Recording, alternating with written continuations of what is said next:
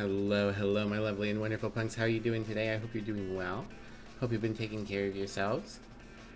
It's going to be another The Case of the Golden Idol day. Um, we'll see if we can get through it today or if it's going to be need another stream. Um, yeah, not much else going on here. I am caught up on Witch Hat Atelier now, which is nice. Or I'm caught up with the anime. I know the manga and I think it had a light novel are done slash further along or whatever, but caught up on the anime. Uh, Absolutely brutal cliffhanger. Looking forward to more, but I'm also still looking forward to more Dungeon Meshi. So, who knows? Who knows when Mivlia will get to actually finish her animes? Um, Getting most of the way through JoJo's Stone Ocean too. So, Tuesdays, me and Emmy's watch things together night because we used to watch stuff together almost every night, and we binged through a lot of stuff, and then we got burnt out and didn't want to watch stuff together.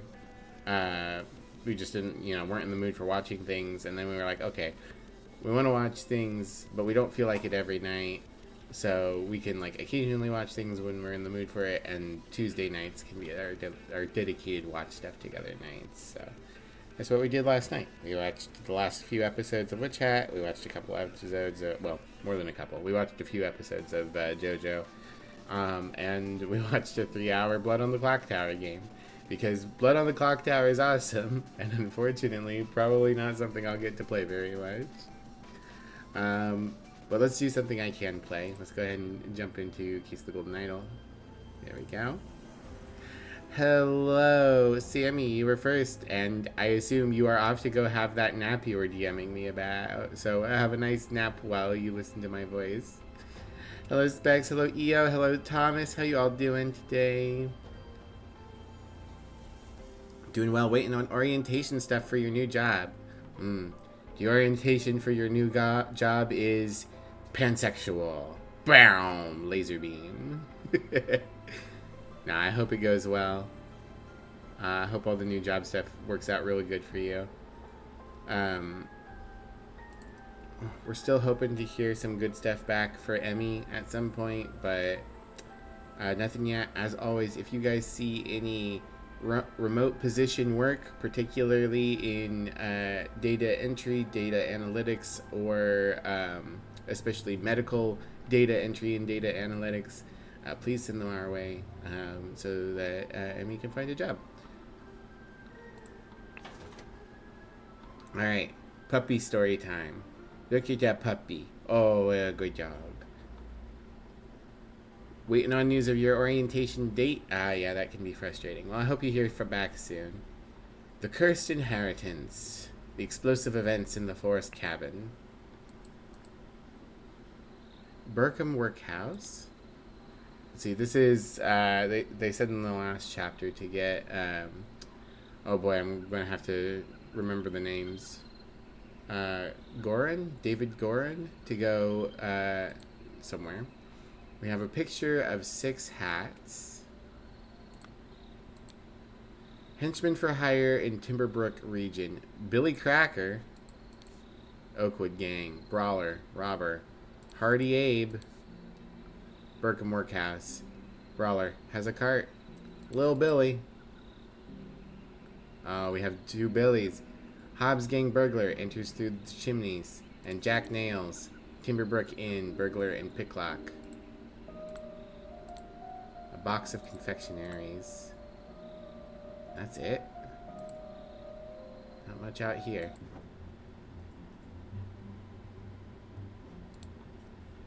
Alright. Okay, this was the guy who was using the tobacco as a pseudonym in the last chapter. The man is breathing but appears to have lost consciousness. I do not care what means you use to acquire what I need, but remember to be discreet as always. Note that I do not want it to be too decayed.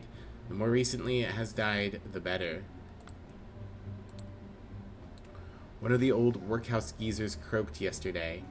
I will arrange for a cart to move the corpse if you send me directions. And be quick before they bury him. I do not want to dig up that stiff. Money. Key. Loaded pistol. Scarecrow and a wooden coffin. Ah, by the gods, what is that?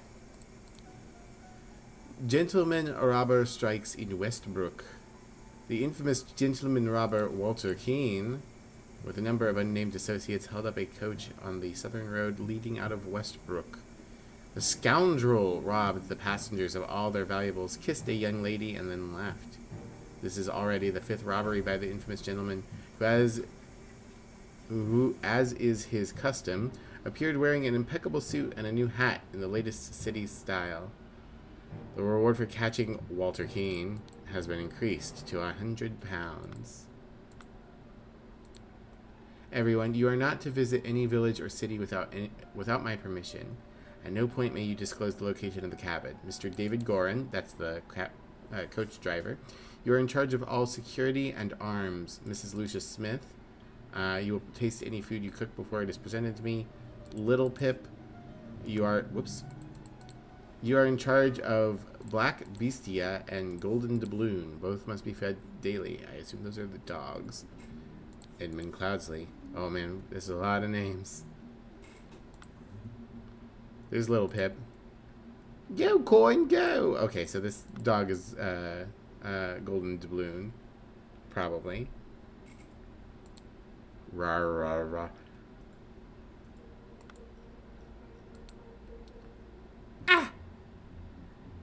You look significantly darker here than you do here, sir. We have a sword. We have the ruby ring. A piece of candy. And a loaded pistol. Alright. What's happening in the next room? Whee!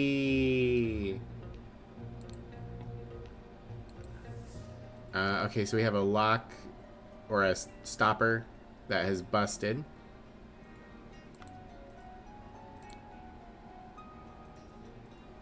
Guy with golden teeth being knocked away that has a club. Yeah, there's the busted door. And it's definitely been busted inwards before the explosion. Man has a 2-nail tattoo. That means he might be Jack Nails. I finally have the location of my target. Meet us on November 10th, Friday, in the Timberbrook Inn, and bring all your tools. You get your share as we agreed. WK. Lockpicks, a loaded pistol, and a saw. Shard of a vase. The golden idol, which is not set to the freezing spell. Small weight is tied to the pulled down lever at the back of the idol. Wait. Oh, never mind. That's just a shiny bit. We have a rotten apple and a green apple. Okay. And Edmund? Yeah. Vacuum. This simply does not work. After I aimed at the sealed vessel and activated the idol, both air and vessel disappeared. Upon further consideration, it was an obvious mistake. Vacuum version 2. Attempted with this input, and it was a definite improvement. It decreased the amount of air, but curiously still did not create a complete vacuum in the sealed vessel. Alright, and that's the spell that's on... Oh boy, so many iterations. Yeah. That's the vacuum spell that's on it currently. Gold filtering. The target must contain some gold for this to work. Seawater is a suitable target, for example. However, a great deal of seawater would be required for this to yield any significant amount. Perhaps I should try it on a ship in an open sea.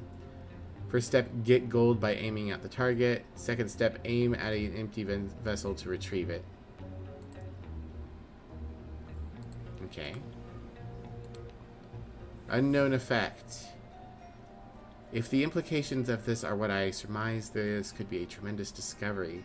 The next step is to progress from fruit to some more advanced organic matter.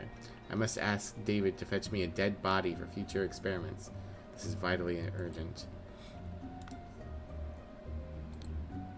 Spontaneous combustion, we know that one. You cannot combust the target if you have not performed the freezing beforehand. Interesting. The speed at which heat is increased appears to be influenced by how strongly I press the trigger and how long I have performed .J before it. Freezing. Freezing the target rapidly can create curious side effects. For instance, I should be careful when freezing water in a sealed bottle. It exploded and glass shards flew everywhere.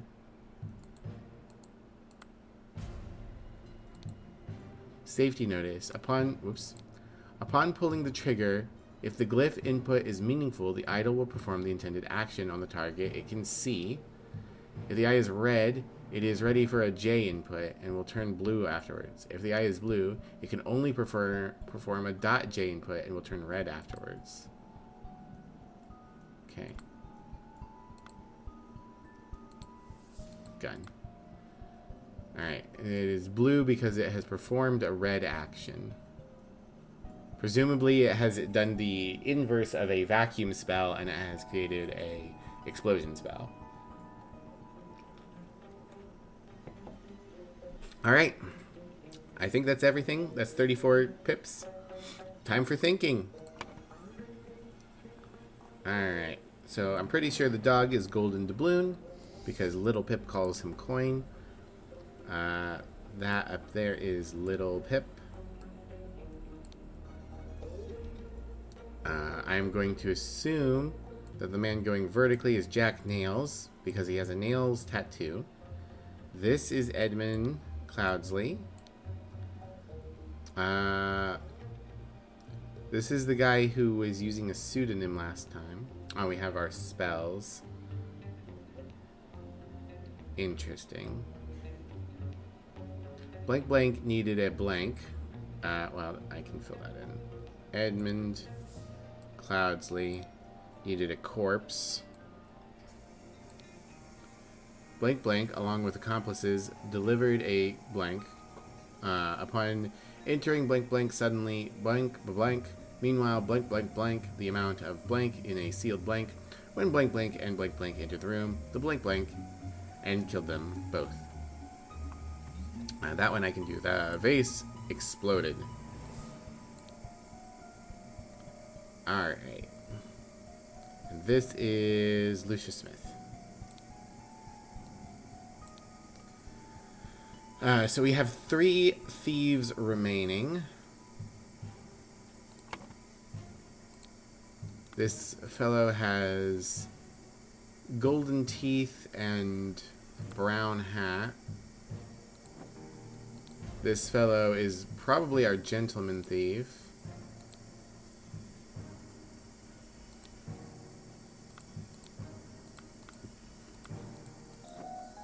Alright.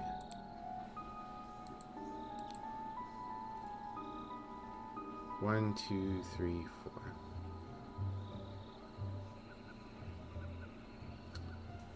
So we have Jack Nails. We have a brawler that's a robber and a brawler that has a cart. So probably Hardy Abe is our club-wielding gentleman. Go ahead and try that one out. Hardy Abe. And then the gentleman thief's name is Walter Keane. Okay.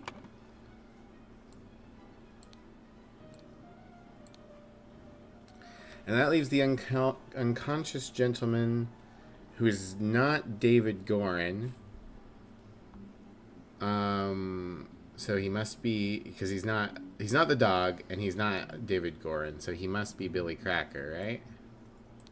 By elimination. 2 or fewer slots are incorrect. Okay.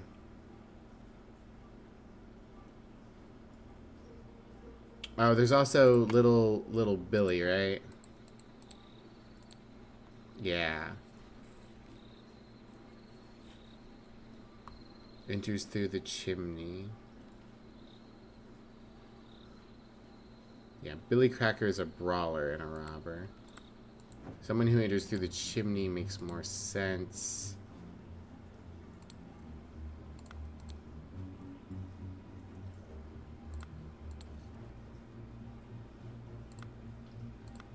I don't want to be guessing, but that's the only other name I've got. So let's try it. Little Billy. No. Okay. I don't know this man's name. We will figure that out.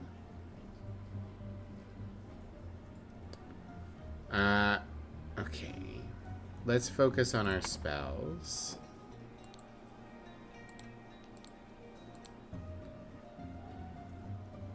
So, dot J and blue is obviously having to do with a decrease, and red is having to do with an increase.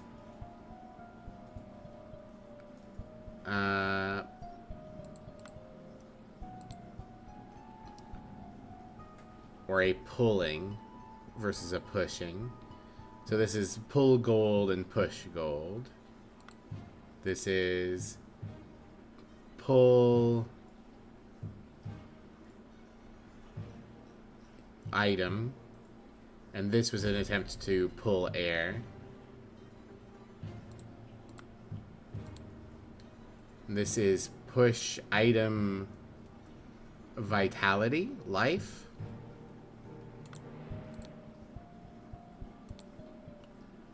Push item heat, pull item heat.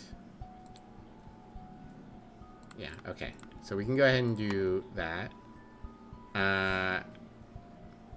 So increased. Oh wait, no, these might be yellow words. Oh, they can be blue or yellow. Okay. Well, this is heat. This is air. This is gold. This is like item matter, probably. And then I think these are increase and decrease. Alright, we've got all of our spells correct.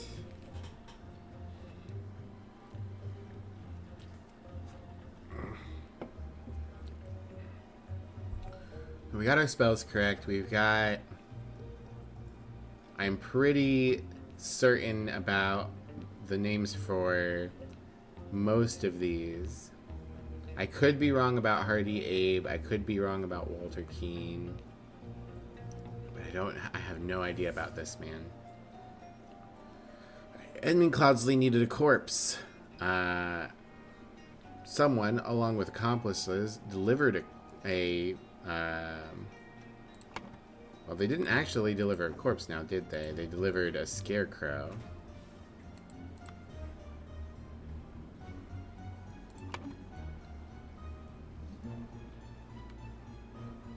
They delivered a coffin. Upon entering, someone suddenly attacked someone. Meanwhile, something, the amount of, someone increased the amount of air in a sealed vase. When blank blank and blank blank entered the room, the vase exploded and killed them both.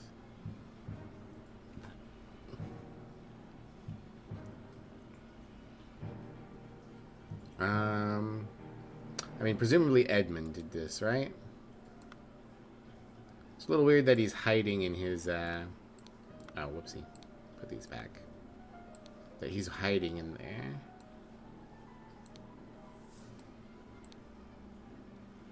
But I don't know who else could have done it. Other than the gentleman entering.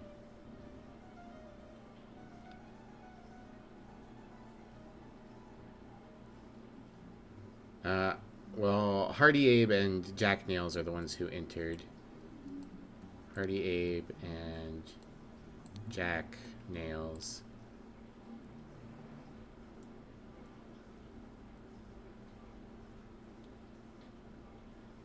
I need this. I need to figure out this guy's name.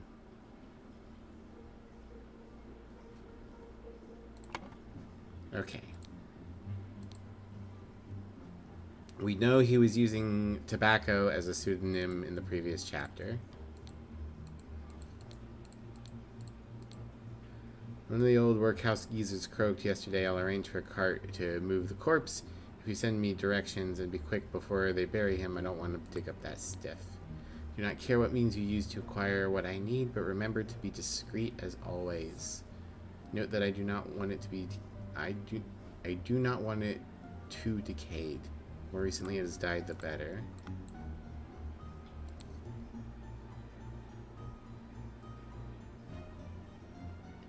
Yeah, I don't think David Goran's present.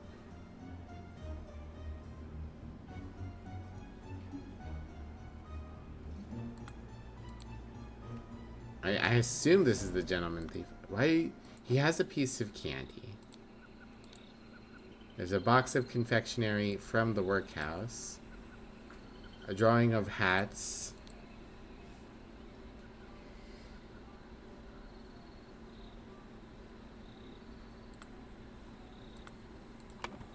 Could he be Hardy Abe and not Walter Keane?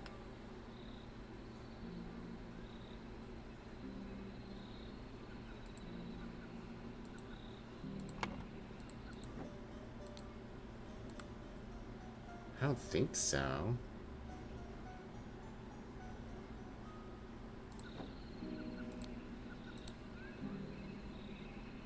Because he doesn't seem like much of a brawler. There is a cart involved, but...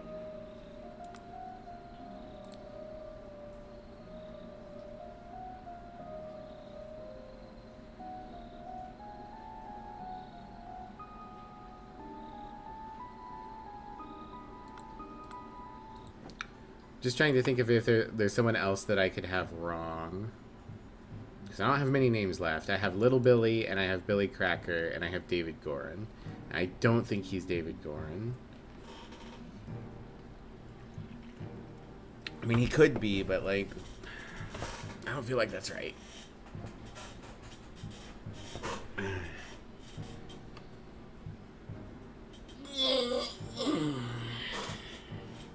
Double check my assumptions here. Go, coin, go. Yeah. Makes sense that it's got the dog's golden doubloon. If Little Pip's saying go, coin, go, and the dog is yellow furred, they're probably not Black Beastia. Why have you been shouted out? Because you're cool.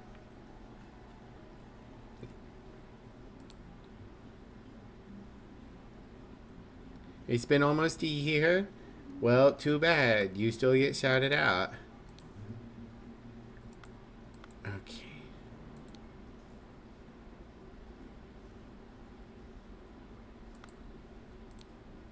Well, I'm assuming that this bit here is upon entering, Hardy Abe clubbed this guy so that they could go steal whatever they were trying to get.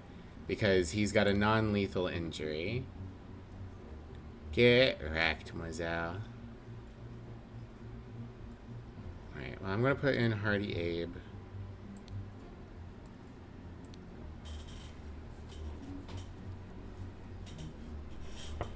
I don't think Walter Keane did it because Walter Keane doesn't have the means to.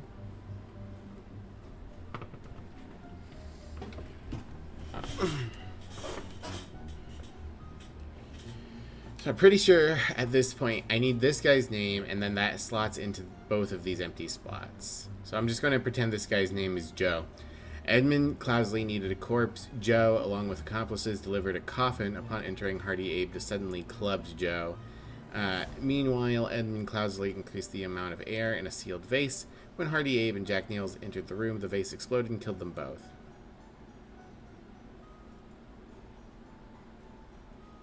Okay, so I think that they decided to bust in, because this is broken in such a way as to indicate that they broke in. That's why he's hiding with his book and his gun, and why he made the vase trap. So that's what's going on here. That doesn't help me. There aren't any more letters around.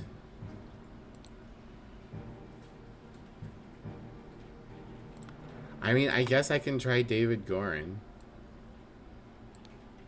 Are you David Gorin? Okay. I didn't think he looked like the David Gorin from the first chapter, but I guess that makes sense. Alright, David Gorin. David Gorin. 2 or fewer slots that are incorrect. Edmund Cloudsley needed a corpse. David Gorin, along with accomplices, delivered a coffin. They didn't deliver a corpse. There's no corpse in there.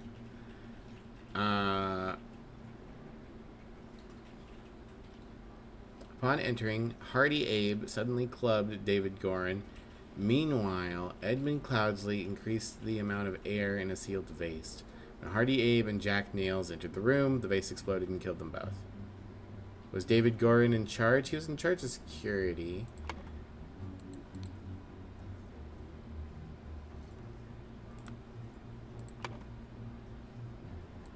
I guess it could be the gentleman thief. Could be our thing here.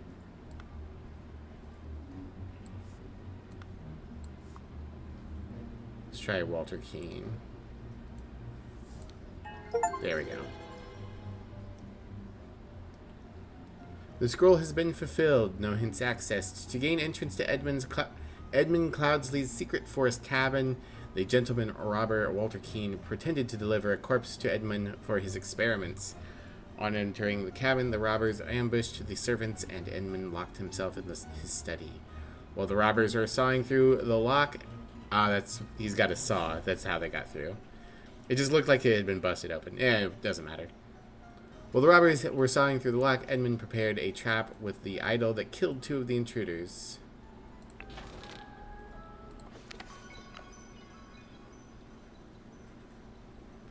Then, Sir Coroner, the bandits accidentally set off my master's laboratory chemical ingredients. What happened afterwards? I managed to fend the rest of them off, but my lord Edmund Cloudsley got caught in the blast, which severely disfigured him, and soon afterwards he died, bless his soul. Interesting. Cult. The Ascent, the strange practices of a secretive society. Okay. Oh, we got a little hobbit hole. Alright, let's see what we got out here in the woods. We have a hand over an eye, loaded pistol, coil of rope, shabby formal coat, a dagger, to David Gorin for reliable service from EC, Ash Blair Tobacco, and David. The gathering will be on March 14th. To follow our plan, we should be there at least 2 hours before midnight. The target will arrive in full costume, grab rope and weapons. WK. Cult. Okay. We got footprints and skid marks. Footprints and skid marks. Footprints. Okay. We got different kinds of shoes. I'm sure that's going to be relevant. Did I miss something? Oh, his tattoo. His tattoo depicts a hand and an eye. A hat. A second bag with a loaded pistol. The gentleman hats. A sword and a clean new coat. Interesting. So this might not be David Gorin. It might just be a guy with a bunch of different stuff, but we'll see. Then we have this. So we had a scuffle out here in the woods. And then we have this path. We have a slot? Okay.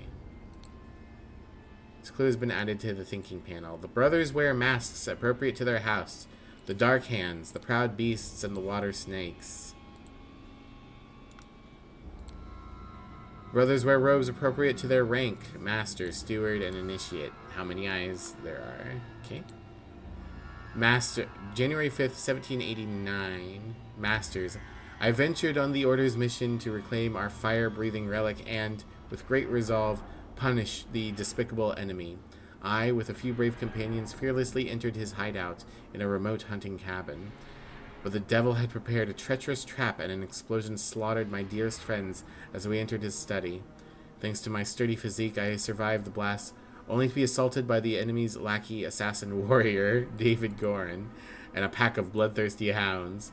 Wow, we're really selling it, huh, Mr. Keene?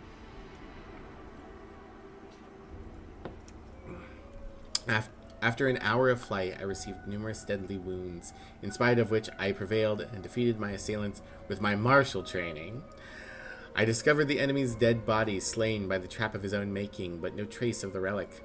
I am forced to go into hiding because the government's watchmen are tracking me. Once I have recovered from my deadly wounds and shaken off the watchmen, I will send you the next report. May the Griffin awaken, Walter Keene.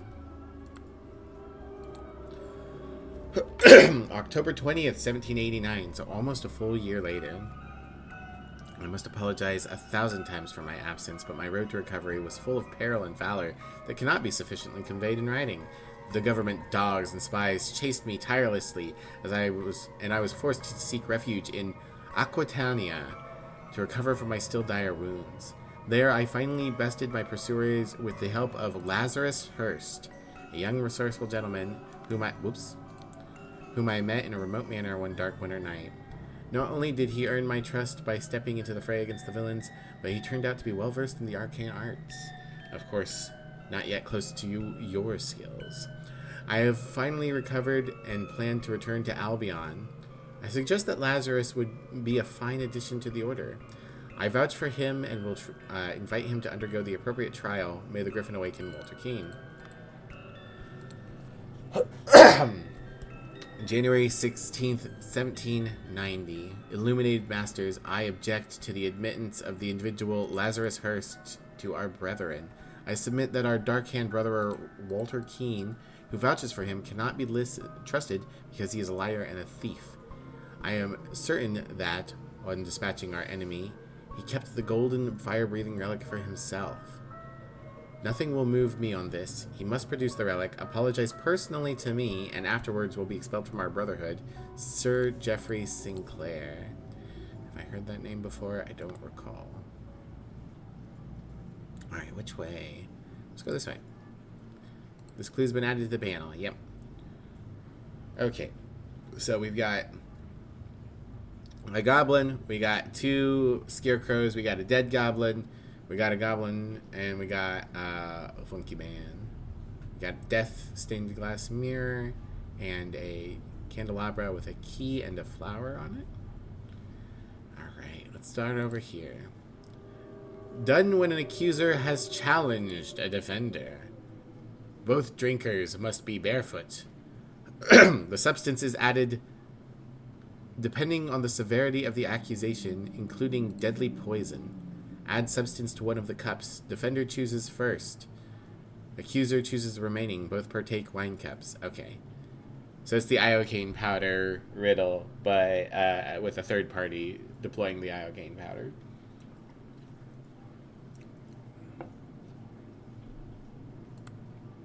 So we had a drink off. Ritual of Squabble. Only initiates can be the defender and accuser. The sword must be borne by a dark hand. Okay, so that clarifies that. Required decorations of the hall. The Grim Reaper. The Never-Ending Teacher. The Feather of Mouths. Ritual of Conflict. The accuser must deeply hate the defender. The sword must be borne by an initiate. Okay, so maybe not so clear, because I need to know which kind of ritual we've had. Required decorations for the hall. The never-tiring teacher, the keeper of treasures, and the mirror of the soul. I mean, it feels like this one. I see a Grim Reaper in the window. I don't see any of these necessarily, but we have to figure out what the never-tiring teacher is, so... Ritual of Dispute. Only stewards or higher rank can be defender and accuser. The scepter must be borne by Water Snake Master. Required decorations: the Keeper of Treasures, the Never-Tiring Teacher, and the Grim Reaper. The Ritual of Discord. The houses of the Accuser and the Defenders stand behind their brothers. The Scepter must be borne by a Dark-Hand Master. The Speaker to the Blind, the Grim Reaper, and the Keeper of Treasures. Okay, this one's gonna be rough. Okay, what do we got here? The Griffin has spoken. We have our tray with a unknown vial, I assume poison, and the ruby ring. Okay, everyone's got a ruby ring now. The Griffin has spoken. Man is not breathing. The Griffin has spoken. A silver tankard with some red wine in it. Ruby ring. Let us await the results from the chamber below. Ceremonial sword. Ruby ring. Okay, so rather than the... I thought the ruby ring might have been a component of the idol. I guess it's just an indicator of being part of this society. Ceremonial scepter. Ruby ring. 2 cups on a stone altar that looks like a book. They contain some wine, but are almost empty. Okay, is that everything in this room? I believe so.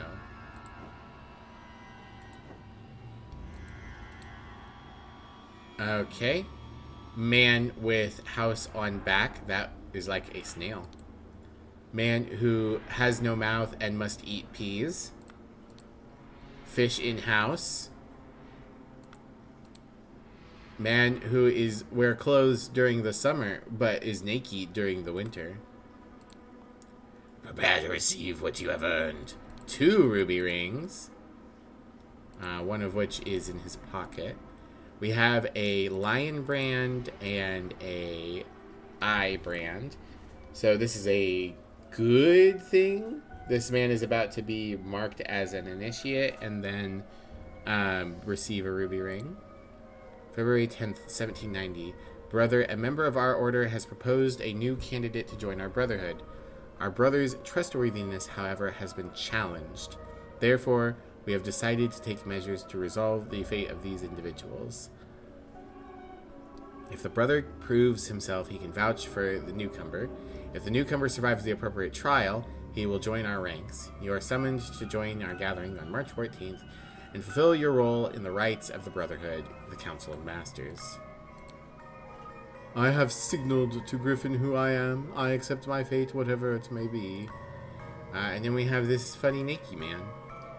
Inception. You must endure the tests of Snail Fire Water Tree, administered by a Proud Beast Steward. Evaluation. You must endure the tests of Tree Fire Time Water, administered by Darkhand Steward or Mastered. Transition. You must endure the tests of Star Fire Water Snail, administered by Water Snake Master. And admission. You must endure the tests of Snail Time Water Star, administered by any master. Okay, so we can immediately throw out evaluation and transition. It is either inception or admission, because the first one is definitely snail. And the third one is definitely water, I guess, because there is a fish. So we need to determine if the second one is fire or time, and if the last one is tree or star. Fire or time, tree or star. We're throwing out transition. I'm sorry. I'm sorry. You guys are going to have to get your transition somewhere else. We have to throw it out.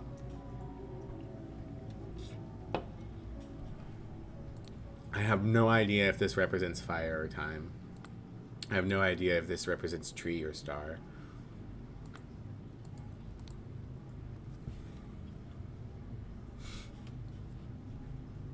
By any master or by a proud beast steward. I mean, I think admission is probably what it is, but it could be inception. Okay. Well, we're missing 5 things. Oh, am I supposed to click on something here? Oh, inception, evaluation, transition, and admission are words. Okay. Interesting that they kind of look like they're connected to bones. Alright, let's think. What ritual is this? Who is this, or what's going on here? Because it's got names and actions. What does each mask and cloak represent? What ritual is this? And what is happening? Oh boy. Something was something to a location ritual, or a noun ritual. He, along with ambushed, posing as to with a which had no the other and died. Meanwhile, person came past the blank ritual to become blah blah blah. Hoo boy! All right, this is definitely a step up in difficulty. We have to deal with a lot of symbolism.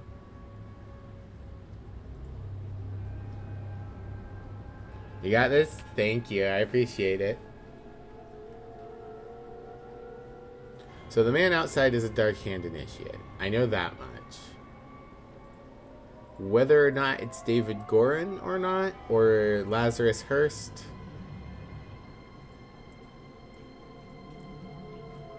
I don't think it's Walter Keane. Walter Keane had very dark skin. And I don't think anyone here is Jeffrey Sinclair. I think one of these two gentlemen is Jeffrey Sinclair. Because Jeffrey Sinclair is challenging... I'm just going to slot it into the man on the left. Jeffrey Sinclair and Walter Keane are challenging each other over Lazarus Hurst.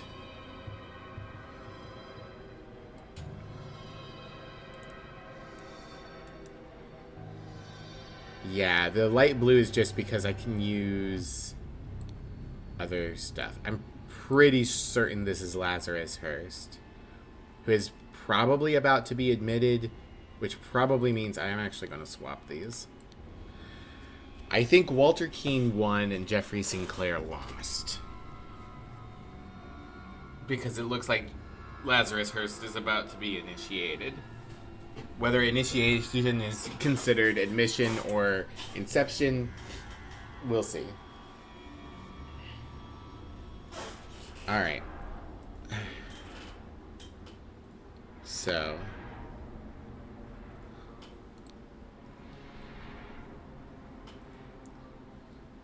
this one would be nice to solidify. I know this is snail. We've concluded this is water. Not that we needed to, because it's the same for both tests. Fire versus time. Tree versus star. Okay, so if it's Inception, it's fire and tree. I have no idea how this could be fire. This could be tree if the tree represents seasons. Then the other option is time and star. This could maybe represent the passage of time. Maybe. I don't know how this would represent trial of a star, other than the sun is a star and the sun isn't present. So I am slightly leaning towards this being the test of admission, which would mean that the green cloak is the cloak of a master, which would mean Walter Keane and Jeffrey Sinclair are masters. I don't know. Walter Keane says masters, but perhaps that is just like, you know, a kind thing to do.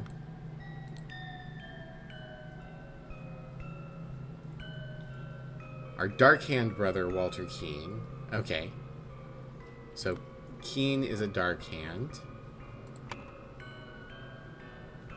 So I can at very least eliminate the red mask, because I'm certain one of these two men is Walter Keane. The red mask is not Dark Hand. I'm gonna put that in my paper notes. Alright. Red. Whoops. Come on, pen. I need you to write.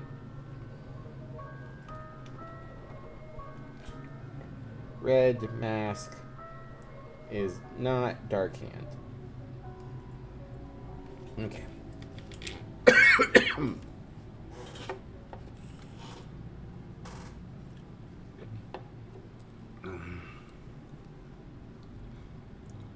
Okay.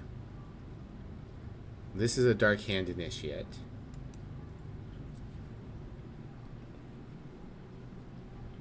I mean, I can put Dark Hand Initiate.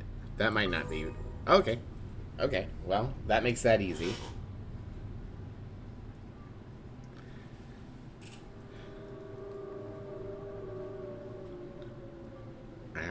Everyone else's rank via eyeballs is indeterminable. Other than... Well, even this guy, because they would just use it multiple times. Although I'm sure that Lazarus Hurst is going to become an initiate. Okay. Do I have... Proud Beasts and Water Snakes?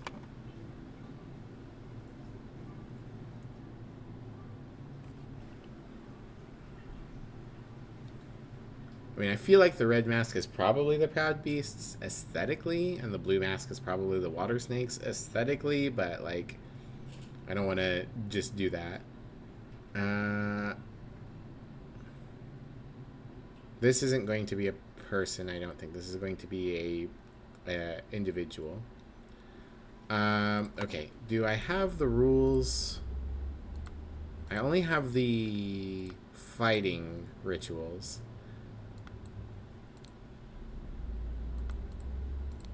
I like that they all indicate a wine cup and a poison wine cup. Okay, so they've put the little flower markers on the things, I'm realizing. So we have a key, we have that the altar has a big book on it, and we have death. So the never tiring teacher is probably book. The Grim Reaper is in the Wimbo. And that leaves a key, which could be the Feeder of Mouths, potentially. I don't feel like it's necessarily that. Anything else that has both the Grim Reaper and the Never Tiring Teacher.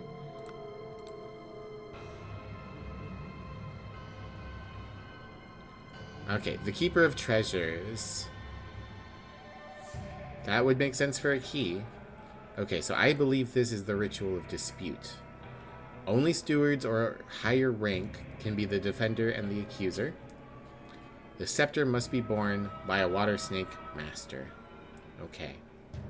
Easy peasy. So this is the Ritual of Dispute. This is a water snake master.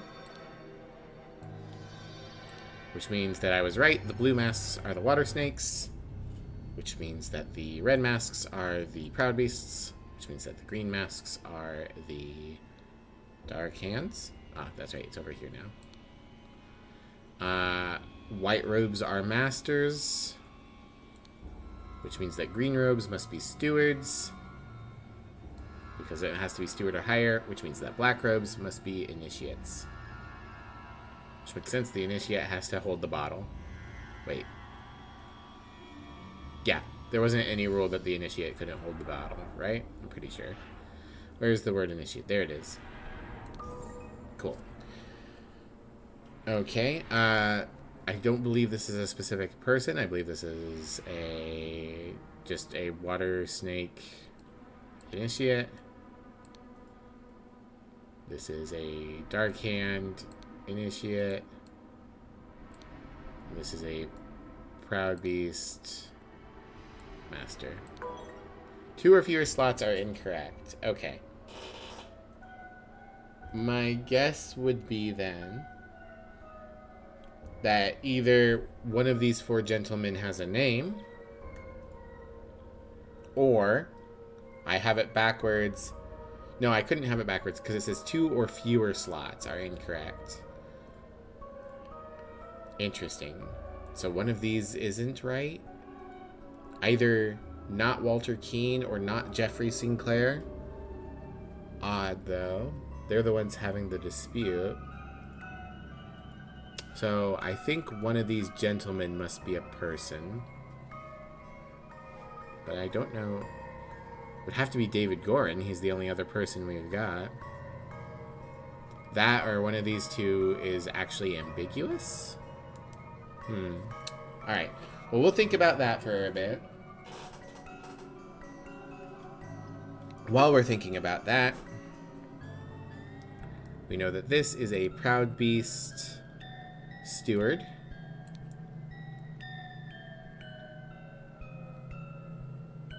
Hey Amber, welcome in. How you doing today? I hope you're doing well. How goes art?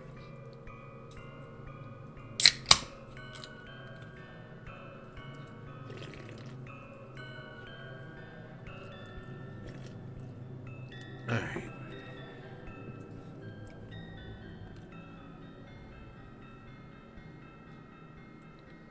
You're gonna be on that art in a sec? Alright.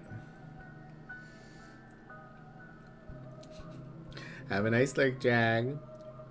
Second, I think I'm gonna blow my nose.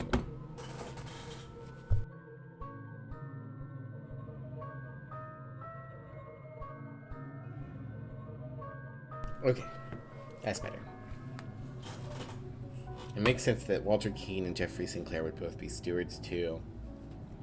Okay, let's go. Whoops, I zoomed in at some point.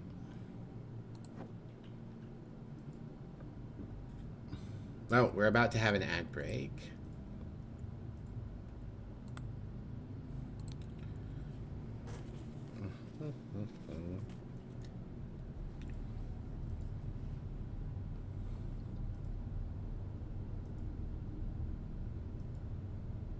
Yeah, I don't believe David Gorin is present.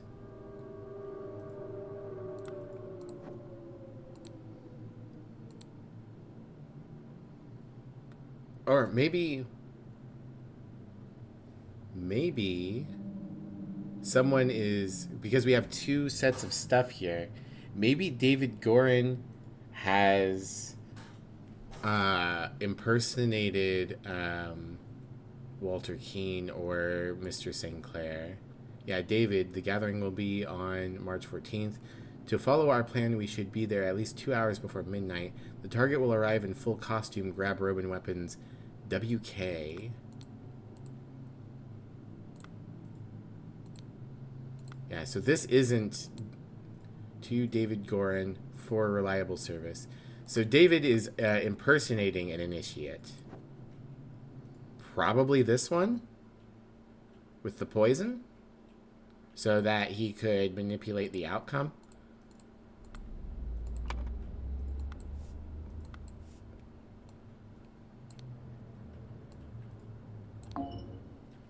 Okay, no. Oh, right, it was a Dark Hand initiate that he was impersonating. My bad. Yeah. This is David Gorin. Got it. Alright, we got an ad break coming in, so I'm going to go ahead and do ads real quick. I'll be back in a few minutes.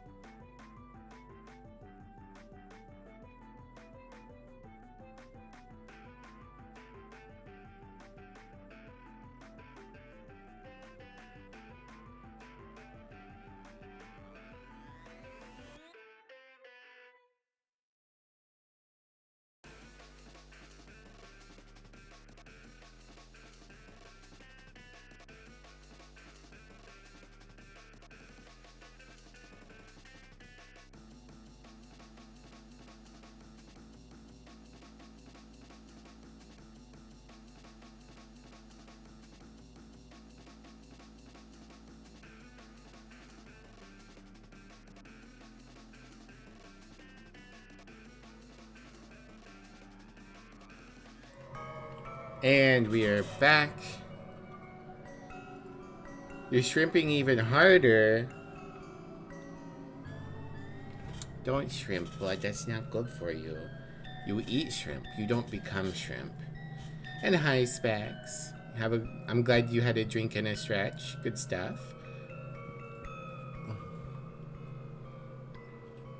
Okay. I mean, I hate to guess, but I'm down to 2 rituals that this could be. Let's go ahead and look again. Let's see if we can justify it. So, I am certain that man with house on his back is snail and fish is water. Oh, this isn't a proud beast steward. No, this is a proud beast steward. So I guess it's the ritual of inception? I do not get what this has to do with fire, or this has to... I kind of get this as a tree. I sound quieter? Do I? I don't know why I sound quieter. I shouldn't sound sleepy. We have locked in. Locked. Alright, yeah, this is the Proud Beast Steward, so this must be the... yeah, this must be the Ritual of Inception. I have no idea how this is fire or how this is tree. Alright, Inception. Whoopsie.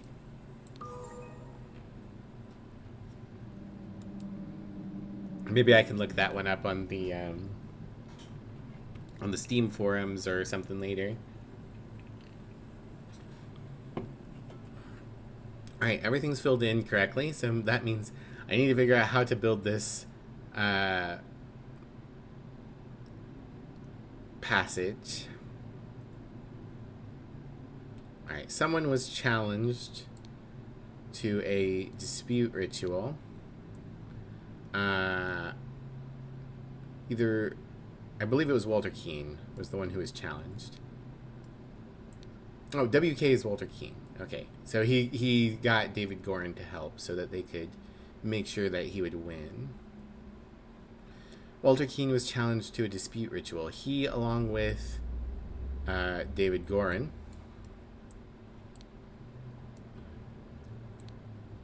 ambushed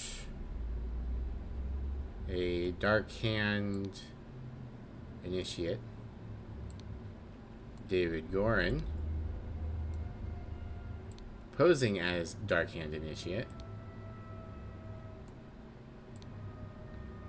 signaled to Walter Keane with a something which cup had no poison.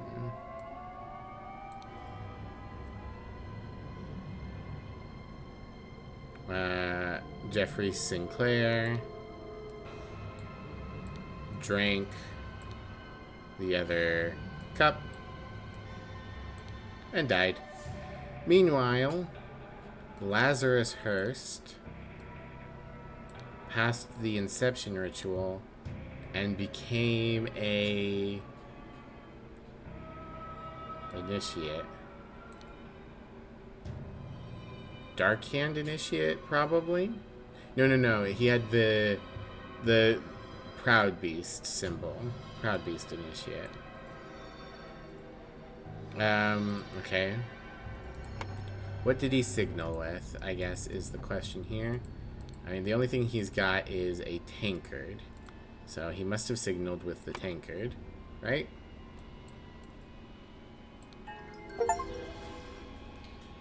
The scroll has been fulfilled, no hints accessed. After being challenged to a ritual with potentially deadly consequences, Walter conspired with David to devise a plan which would ensure his own safety. They captured a Brotherhood member on his way to the gathering. David took his costume so that, during the ritual of dispute, he could indicate to Walter which cup was poisoned. Therefore, Walter chose the safe cup, and his opponent drank the poison and died. The crowning celebration by the lighthouse.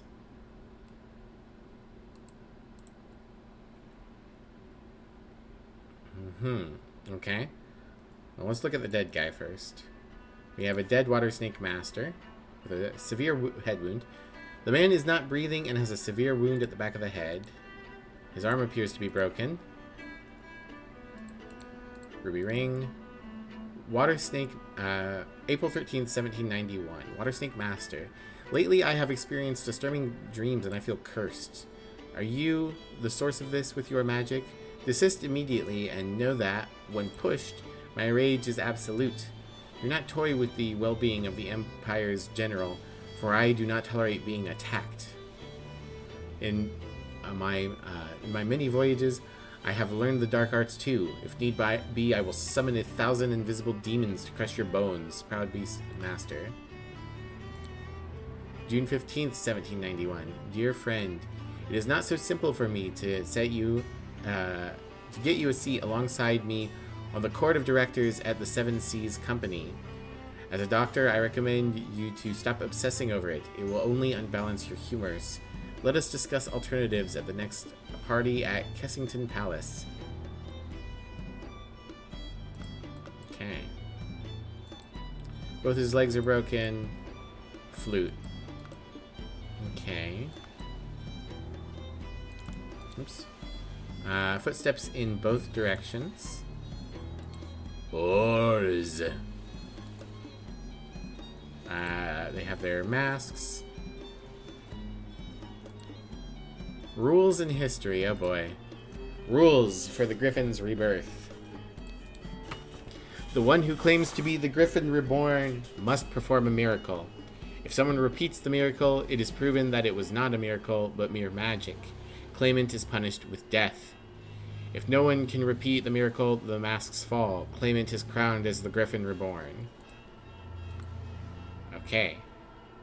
History. The Chronicles of the Griffin Rebirth. In 1725, the first Dark Hand Lord Harrington demonstrated flying. Jumped off a cliff to his death. In 1756, Proud Beast Master Lord Pleadsley performed a seance, talking to the spirits. Lord Angus MacBain repeated the miracle, proving him unworthy. In 1764, Dark Hand Master Lord Jones demonstrated the creation of a homunculus. Lord Angus MacBain produced a homunculus as well. In 1771, Proud Beast Master Lord White carried out the hypnosis of a servant. Whoopsie. Lord Angus MacBain hypnotized the same man as well. Alright, I'm going to make a call right here.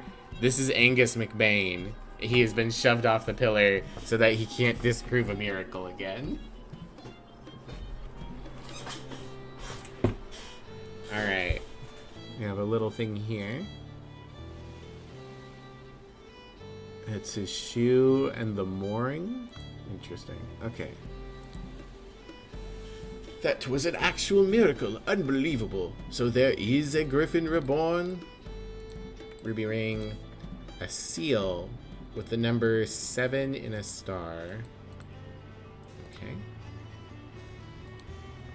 Kneel before Griffin reborn and make ready. I will lead you brothers to great many changes.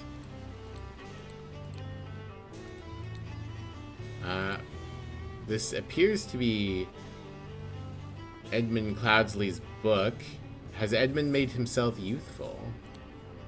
Miracle preparation. After the decreased air input, aim at the sky, press the lever to maximum position, hold there for at least 10 seconds. At this point, the idol should be full enough to perform the miracle once. Miracle hypothesis. The water works better, but the effect is not as convincing. Therefore, increase air. Main challenge is ensuring my balance while holding onto the idol. Practice is paramount. So have you created a staff and are using the idol to fly? Probably not flight, because that's been disproven before. But they've done something with it. And the safety notice. Yeah, so you have to suck the air out from the sky in order to have it, in order to do the other spell. Okay. And thus the Griffin Reborn revealed himself to his brothers by demonstrating a true miracle. Ruby ring, silver crown with gems. Here, I brought your staff, O Griffin Reborn. The hats. Yeah, this is Walter Keene. Dear Master McBain, these threats to contact the Chief Inspector about my past offended me greatly. Being an honest soul, I have no choice but to comply with your base demands. I may have invited Lazarus into our brotherhood, but he has not shared all his secrets with me. Luckily, I had an opportunity to see him practicing this miracle. He has a magical artifact in his cane. When performing the miracle, he inputs the following glyphs. Increase air. Then he presses a small lever on the handle of the cane, and it grants him the power to demonstrate the miracle. I have no doubt that the staff will work just as well in your hands as in his. Sincerely, Darkhand Steward. Ruby ring. The device. Clue's been added. Increase air. Golden idol is enclosed within the handle of an ornamental cane. The bottom is busted open, in the same way that this flute is open. A golden snuff box filled with opium. Oh, I can see all their feet. He has spurs. He has regular feet. He has heeled boots. He has regular feet. What an honor to experience such a historical event. This is the, Norman, the legal guy from earlier. He's got a thing. He's got a ruby ring. Dear Water Snake Brother Maker, as the director of the Seven Seas Trading Company, I do not assess work applications. Please go through the official channels so my staff can evaluate your credentials as an attorney. Darkhand Master JT. Protocol to attempt to demonstrate a miracle. June 23rd, 1791. Location: the lighthouse on Gull Islet near the Horn of Codhead. Time: noon. Present: Lord Angus McBain, Lord Alistair Cock, Dr. James Turner, Sir Walter Keene, Mr. Lazarus Hurst, and in charge of notes, Mr. Nicholas Maker. Door is locked from the inside. By guarding the lighthouse, you guard the Empire. General Alistair Cock. Trapdoor that connects the staircase to the top of the lighthouse, not locked.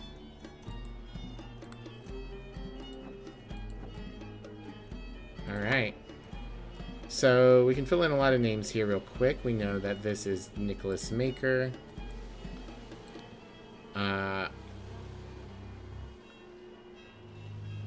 Okay. There are empty slots. Blunt Blunt blackmailed Blunt Blunt to find out how Blunt Blunt would perform the miracle of Blunt. There are empty slots. People who had the magical relic in their hands chronologically. I see.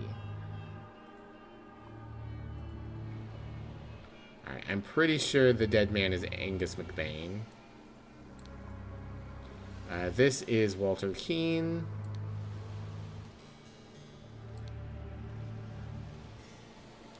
So we have Alistair Cock, James Turner, and Lazarus Hurst.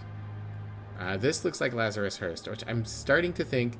I mean, the name Lazarus is a giveaway, but I'm beginning to think Lazarus Hurst is Edmund Cloudsley, who has youthified himself. Pretty sure this is Lazarus Hurst. Which means one of these is James Turner and one of them is Alistair Cock. Lord Alistair Cock and Dr. James Turner.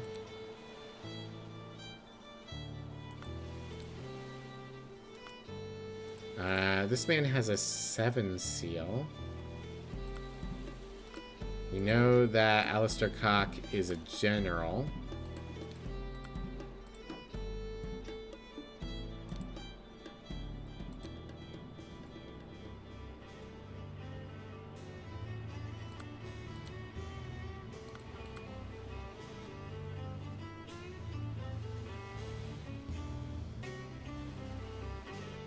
2 masters, 2 initiates, and 1 steward.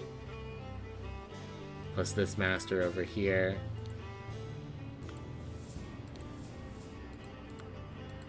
I mean, I need to look at this to know whose shoes were involved.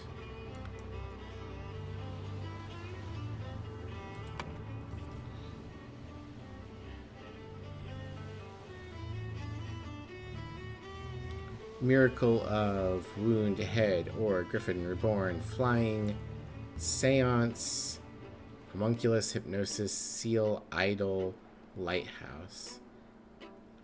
I mean, I have to assume that this is a flying ritual, right?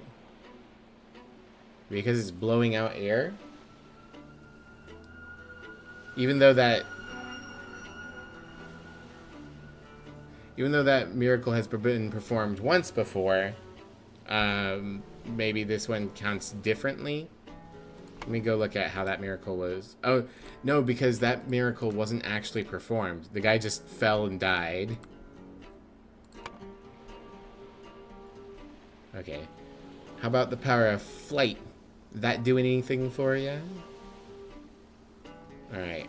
The man currently holding the thing is Walter Keane. So that means he should be last, right?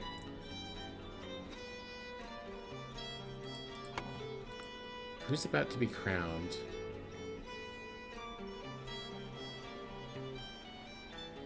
I assume it's Lazarus. Okay, yeah.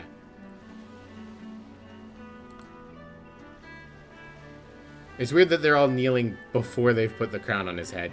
Also, these men are quite tall even when kneeling. Okay, so Lazarus Hurst is one of these two.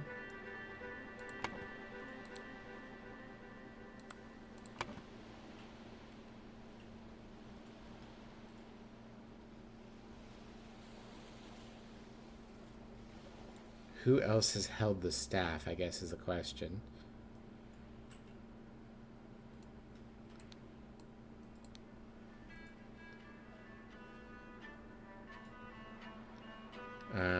So someone blackmailed someone to figure out how Lazarus Hurst would perform the miracle of flying. We'll get that in a second. Person, action, rank the noun, using the noun to demonstrate the miracle of flying. And become the Griffin Reborn. Person, noun, rank the noun afterwards. This resulted in noun's death from a head wound.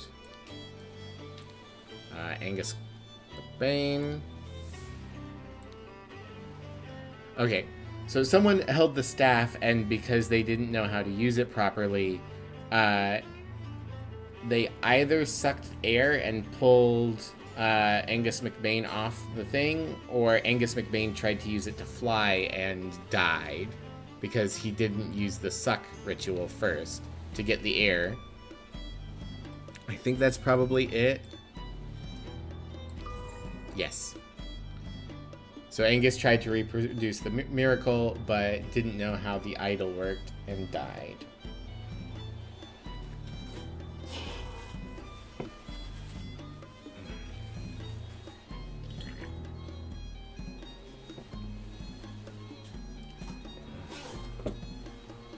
Okay.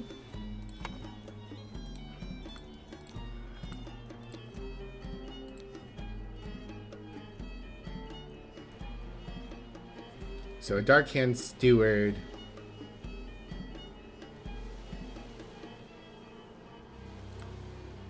which is Walter Keane, was threatened.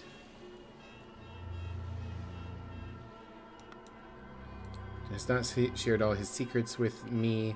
Luckily, I had an opportunity to see him practicing this miracle. Okay, so yeah, Walter Keane survived the explosion, and he and Edmund went to elsewhere when Edmund used those fresh bodies to euthanize himself. Just like any man compared to Miv. No.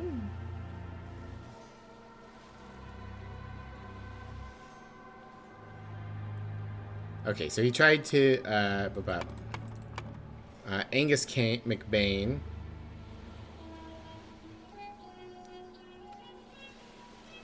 Is his name not also down here? Okay, I guess I need to lock in these names first. Okay, which of these men's Alistair Cock and which one's James Turner?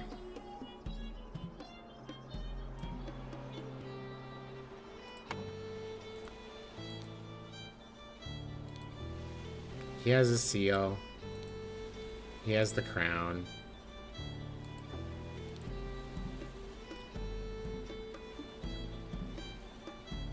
General Alistair Cock.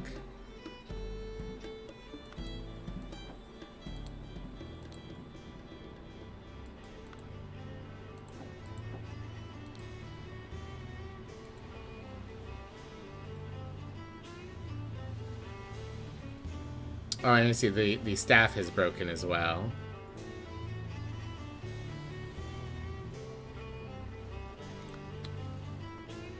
I mean, I hate to just guess, but is this Alistair Cock and this is James Turner?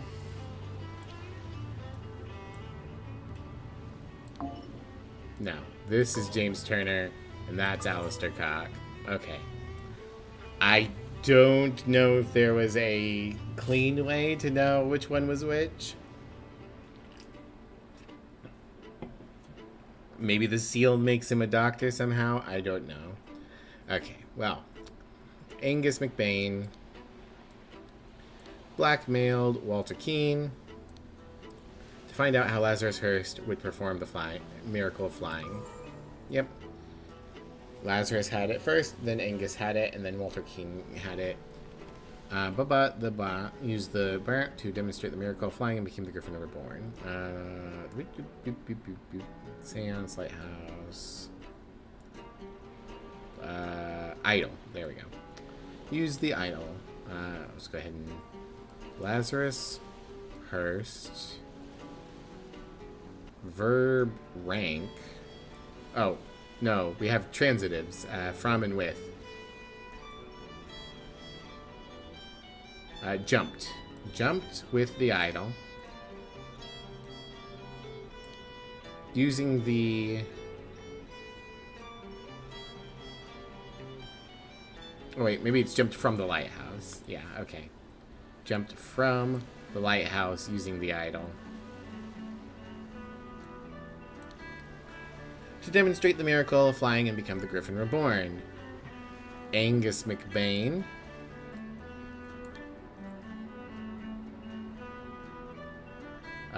The something afterwards. This resulted in Angus McBain's death from a head wound. Jumped from the lighthouse. Afterwards, this resulted in... Alright, cool. The scroll has been fulfilled. No hints accessed. With When Lazarus Hurst jumped from the lighthouse and survived using the hidden golden idol, Master Angus McBain thought he had enough information to repeat the miracle and prevent Lazarus from becoming the Griffin Reborn. He seized the staff from Lazarus and locked the lighthouse door to prevent foul play. However, he did not know all the secrets of the idol. It did not work for him, and Angus jumped to his death.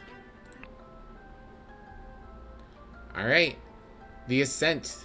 The Interrupted Weekend at the Doctor's Salon. This is the final case without the DLC, which I do not have.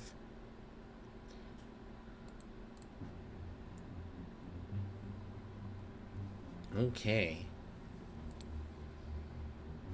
A croquet field, flower beds, a fountain, more flower beds, a tea house, a chess house, a library, and a salon. This is an odd building, but okay. Oh Lord, I did not expect something like this in our household. Slightly grassy garden shears. This is such a mess. However, we will clean the blood out of the rug.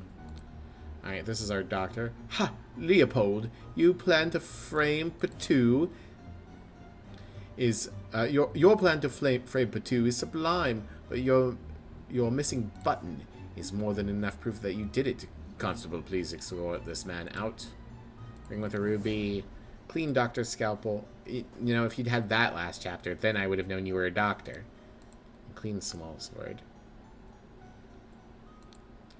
James, this is preposterous. You know damn well that he was killed by that Lemurian savage. Ah, the tiny lizards from Risky Reigns. He is, in fact, missing a button. May 8th, 1792. Dear friend, now that the elections are over, please join me for a leisurely weekend at my manor with good old Augustus and some other fine fellows. We'll have some drink and discuss what to do about the Prime Minister position. Kindly confirm your presence, Dr. James Turner. This is outrageous. I thought you were an honorable man, Leopold, not some Aquitanian agent trying to sabotage our friendly relations with Lemuria and provoke a conflict.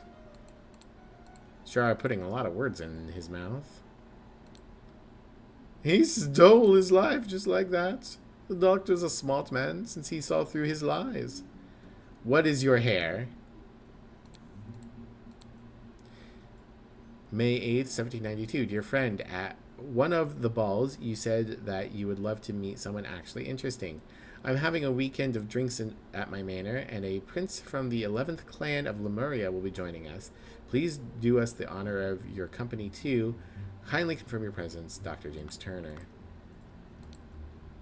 The seals of the 12 Lemurian clans.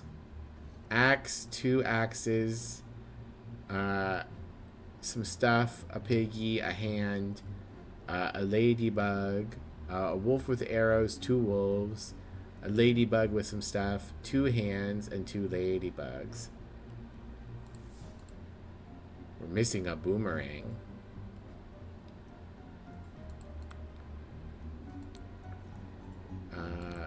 Full glass of sherry, an almost empty glass of sherry, and a spilled sherry bottle. I don't think it was poison. That man looks like he has a bullet in his head.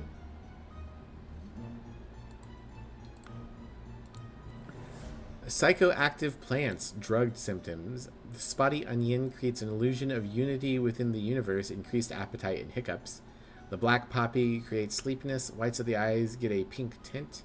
Lemurian lichen, hyper concentration on one thing, loss of perception of time, rapid blinking. And redberry, a surge of energy, vocalization of all your thoughts, twitching and aggression. Well, that sounds like what these people may have drank, is redberry. Here's our Lemurian prince.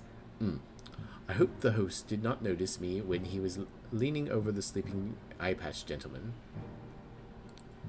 Dear Prince, I heard that you got invited to a party by the director of the Seven Seas Company himself.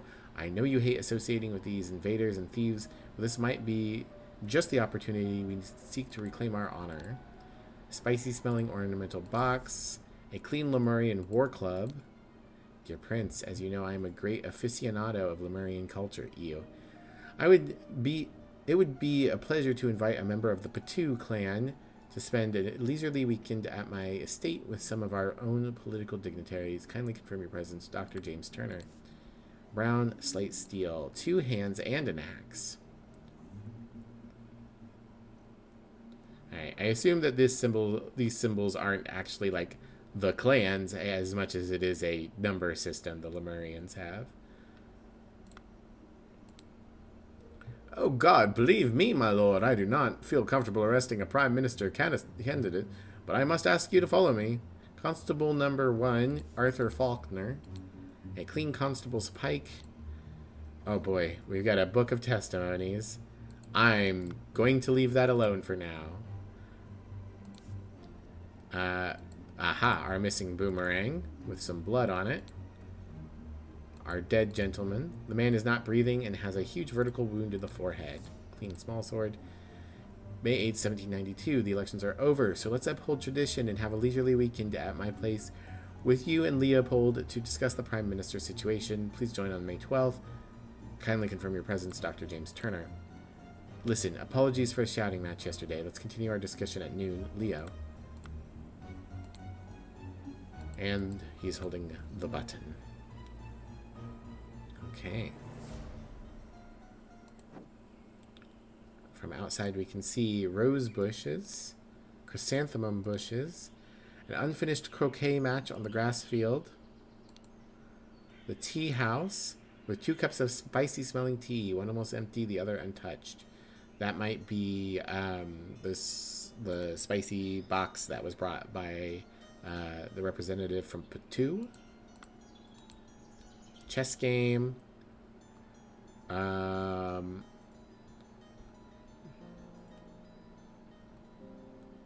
Looks like white is winning.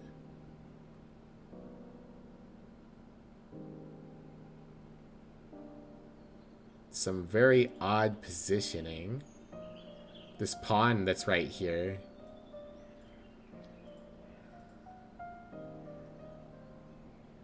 I don't know how you get a board state like this. This is a absolutely insane board state.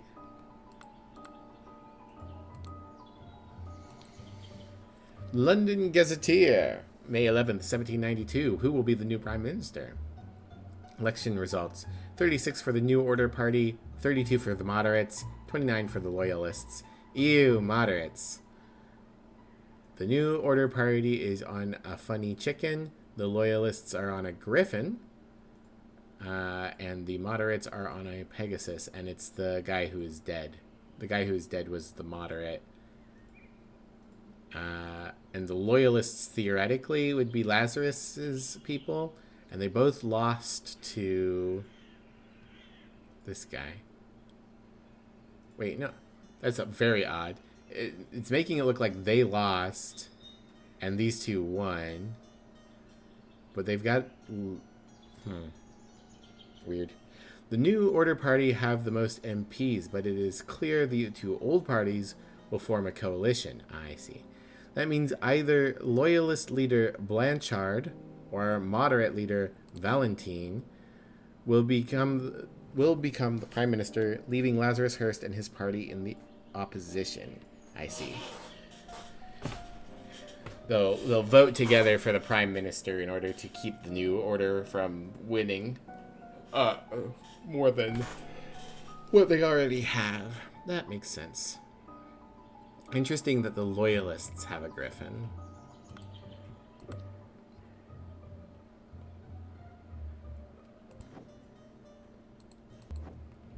Oh, here we go. Oh, there's just 2 ways into the same room. Right? It's an odd house. We've blocked out the light. I know one of the DLCs is called the Lemurian Vampire, so maybe there's an implication of vampirism. I don't know why we need both doors. I guess just to show that this is a very tiny villa. So this isn't even really a home. It's just a place to, like, meet and hang out, I guess. All right, let's look at the thinking. I guess we should look at the testimonies. All right, Leopold's testimony claims that he had a glass of sherry with James in the library and became drowsy. As he was falling asleep, he saw the Lemurian observing him through the glass door, woke up, found the butler on the floor asleep, woke up the butler, entered the salon, found the body, and upon inspecting the weapon, deduced that the Lemurian was the murderer, instructed that the butler raise the alarm. Gideon claims that he played croquet with Ergen in the morning. They got bored and went to the tea house, or drink tea in the tea house. Ergen drew his attention to the interesting design of the chess house, saw Lord Alistair Cock lecture the butler, saw Master Turner come to the chess house, and sent the butler away, just as Ergen was remarking on the beauty of the chess house, and saw Lord Alistair leave the chess house and return shortly thereafter. Ergen. Slightly difficult to understand what he says, potentially because he has challenges with our language. Claims that everything young Master Bell says is absolutely correct. James. claims that he drank a glass of sour sherry with Blanchard in the library in the morning. Then he went to the chess house where he found Lord Alistair and the butler, ordered the butler to clean up the library and get rid of the bad sherry, spent the rest of the time playing chess with Alistair until the alarm was raised. NB, as the master of the house, he led the interrogation of the suspects.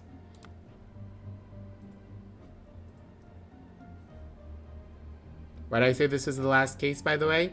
I'm pretty sure this is the last case of the base game. Let me double check. Maybe I'm wrong. Maybe I misremembered when I checked the achievements yesterday.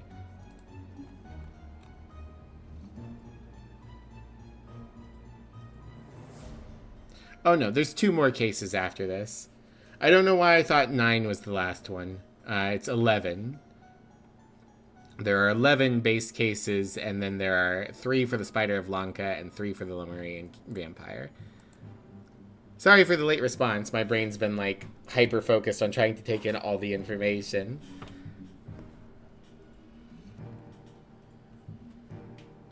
Saying this isn't the case. Alistair claims that in the morning he practiced chess at the chess house and educated the butler on his lack of military training. Sometime in the afternoon, Dr. Turner arrived and sent the butler away. They played together, and he was very close to winning when the alarm was raised. Podrick claims that he served Lord Alistair in the chess house in the morning. His master arrived and instructed him to dispose of the spoiled sherry that he and Lord Leopold had drunk, and then go to assist Mr. Spade in the garden. On entering the library to take away the glasses, he found Lord Leopold asleep. Suddenly he was overcome by dizziness and fainted due to his weak heart. Was woken by Lord Leopold and instructed to raise the alarm, then saw the deceased lying in the salon. Billiam claims that he planted and pruned all morning by the chrysanthemum bush, saw the young gentleman and the foreigner leave the croquet and go behind the manor. In the afternoon moved to the rose bush. From there saw Lord Augustus leave the fountain at around noon, continued his work on the roses until the alarm was raised by Mr. Hill. Alright, that's all of our words. You're good? You were just pretty sure you remembered more? Yeah, no. I just misremembered how many cases there were from when I checked last night. Or not last night. Well, last night, sort of. Yesterday.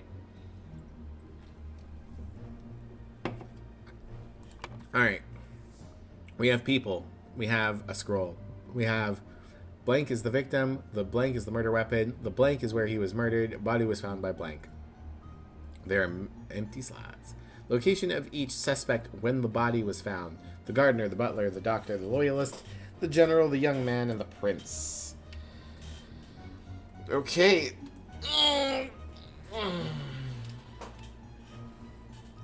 Time to start putting stuff in. Okay, so this is Billiam Spade.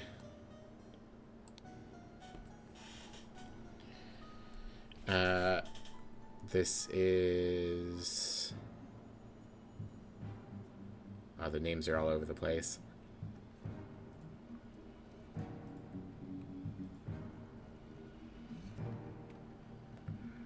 It was James... No, it was... They deliberately did it this way so that the names would be all messed up. I think it was Alistair Cock.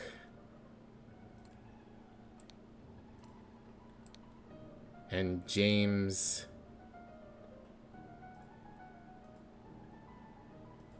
Turner. I believe that was the name of the doctor.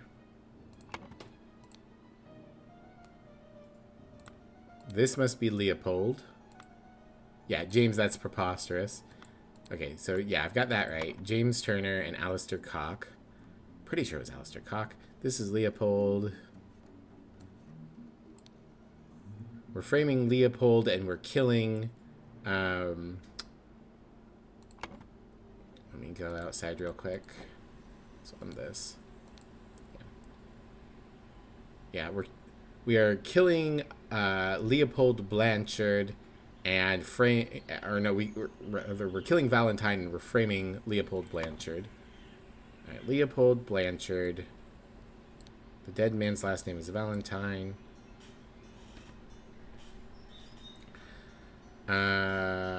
This is Ergen. I assume that his last name is Pt2. That's the name of his tribe. This is the constable. His name's just on his badge. Let me go grab that real quick. Arthur Faulkner.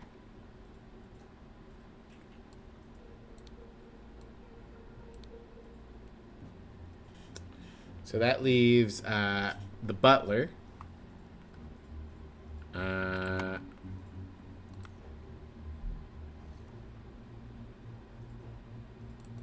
Yeah, Mr. Butler.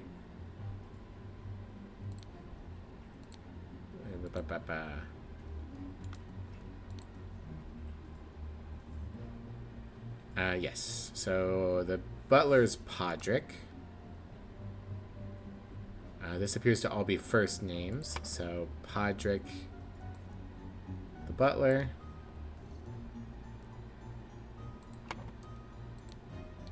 Leopold, Gideon, Ergen, James, Alistair, Podrick, and Billiam.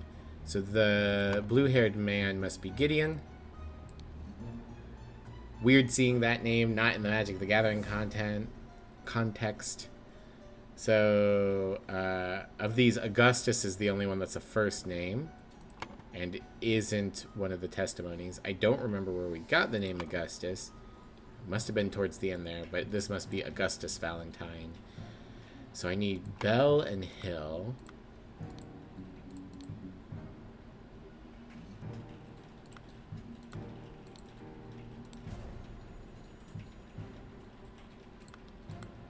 I wish I could like right click and be taken to where I got this word or something like that would be nice.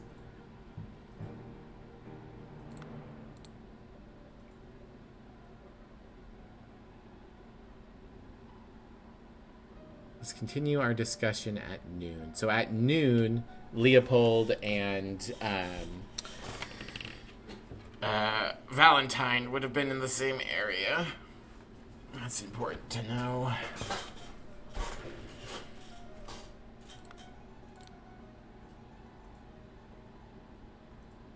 Okay.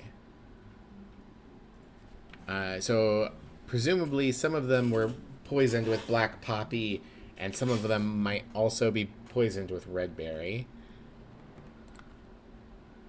Where did I get the names Bell and Hill? Was that in the testimonies?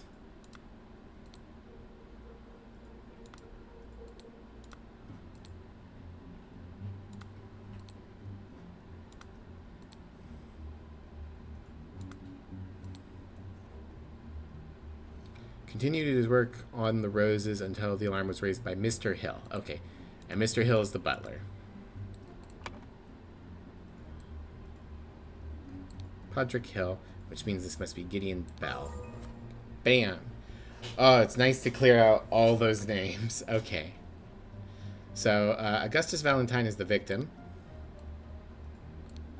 The murder weapon, I don't actually know yet. There's implication that it's a boomerang, but I think it might have been faked. The blank is where he was murdered. Body was found by blank. We'll figure that out in a second. Where was everyone when the body was found? Oh boy. Early in the morning, name, verb, name in the place, and verb a noun. Meanwhile, in the place, noun, verb, noun, and verb a Lemurian noun from the place, in the place at around noon, noun, verb, noun, and verb the noun on him to verb noun person. Boy, oh boy. Well, this last one is to frame Leopold Blanchard.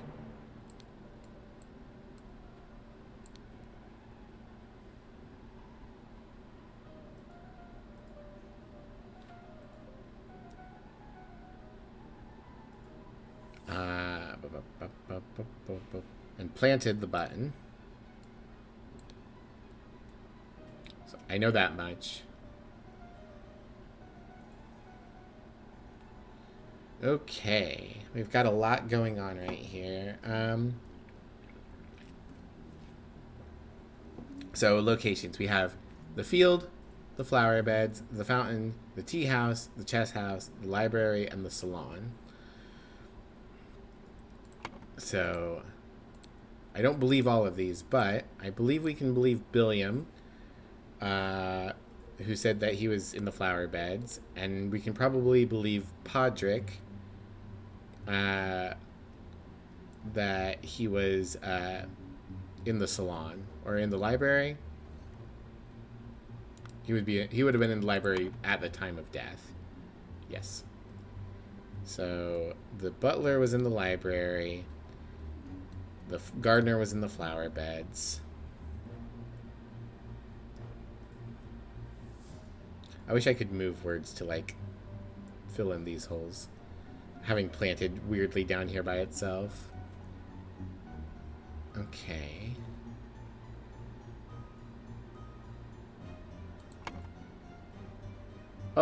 Oh boy. Hi, Hildy. Would you like the plank or the sit-ups? This is my fault for having it there. I mean, you're not wrong. How you doing, Hildy? Someone shout out Hildy while I do this. And Hildy, would you like me to do the plank or the sit-ups? I really should adjust these redeems so that it's input when you do the redeem. Else I will pick.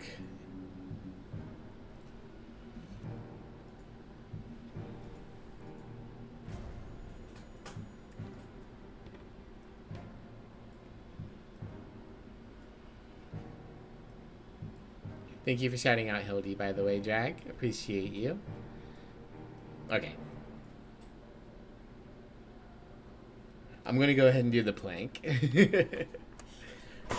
Just because the sit-up requires me to, like, lay on the floor and get very...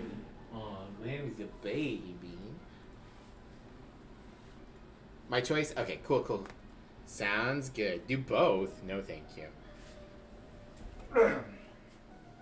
1, 2, 3, 4, 5, 6, 7, 8, 9, 10, 11, 12, 13, 14, 15, 16, 17, 18, 19, 20, 21, 22, 23, 24, 25, 26, 27, 28, 29, 30. Oh boy.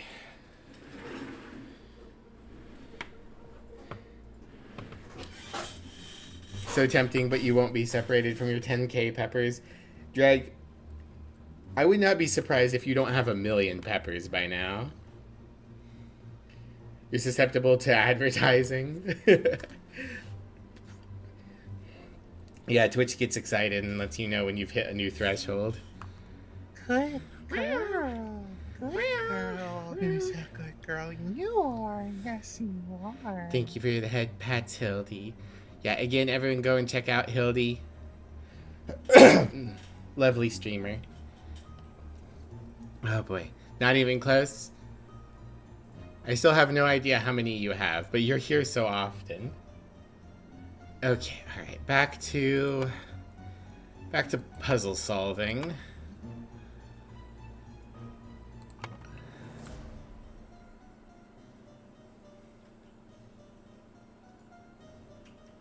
Theo has 187,000 with you and is threatening your 200,000 redeem. That's always fun. I believe the 200,000 redeem on Hildy's channel is stop playing this and start playing something else. Is it to make Miv play Subnautica? That wouldn't make any sense, Drag. Why would Hildy have a redeem that worked on me? Yeah, if I like this game, I don't care about it, play this one. Alright. So let's get our statements. We should believe that Leopold is telling the truth. Leopold was in the library, saw the Lemurian observing him through the glass door, woke up, found the butler on the floor asleep, woke the butler, entered the salon and found the body. Upon inspecting the weapon, deduced that the Lemurian was the murderer, instructed the butler to raise the alarm. Don't like being stinky? I'm not stinky. Oh, have you tried to do something to a skunk they don't want? Okay, that is true. That is true. If you make a skunk do something they don't want, they will make you stinky. That is amongst our powers.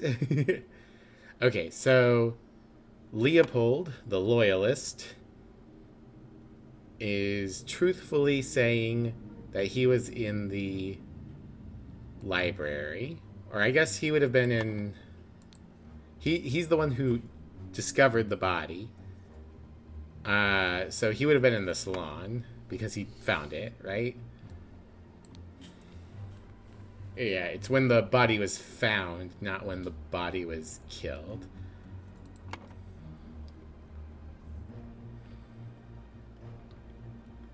Have a nice lurk.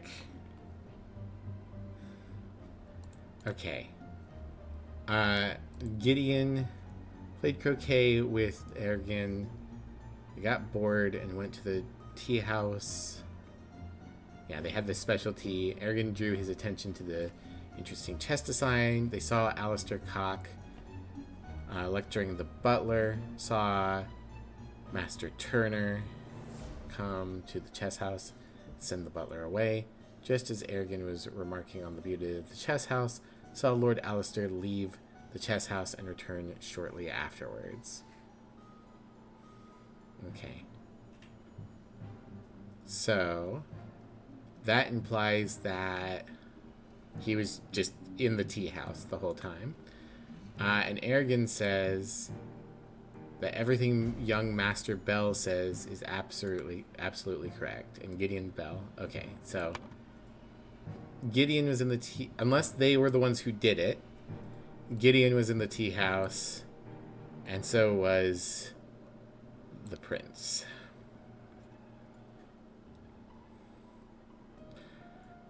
The general and the doctor. 1, 2, 3, 4, 5, 6, 7. 1, 2, 3, 4, 5, 6, 7. Why 8 here, but 9 here? Who am I missing?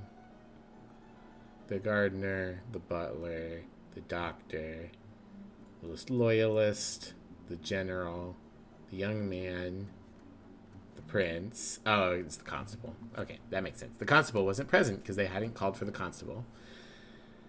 Okay, alright, let's see. James Turner, the doctor, said he had some sour sherry with Blanchard in the morning. So then he went to the chess house where he found Lord Alistair, ordered the butler to clean up the library and get rid of the bad sherry. Spent the rest of the time playing chess with Alistair until the alarm was raised. As the master of the house, he led the interrogation of the suspects. Okay. So he drugged the sherry with Blanchard. Blanchard is... yeah, Leopold. So he drugged Leopold, went to talk to Alistair, and then no one said that they were with Valentine at any point. Interesting. So this note on him might be forged. And then what does Alistair say? Had chess.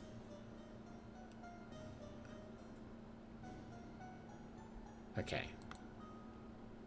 So they claim they were both playing chess, but theoretically, probably Alistair Cock went and did the murder. Would be my guess. So James Turner was probably in the chess house, and the general will have been wherever the murder occurred. I just need to figure out now what the actual murder weapon was and where it occurred. But first, we're going to take a little 3-minute ad break.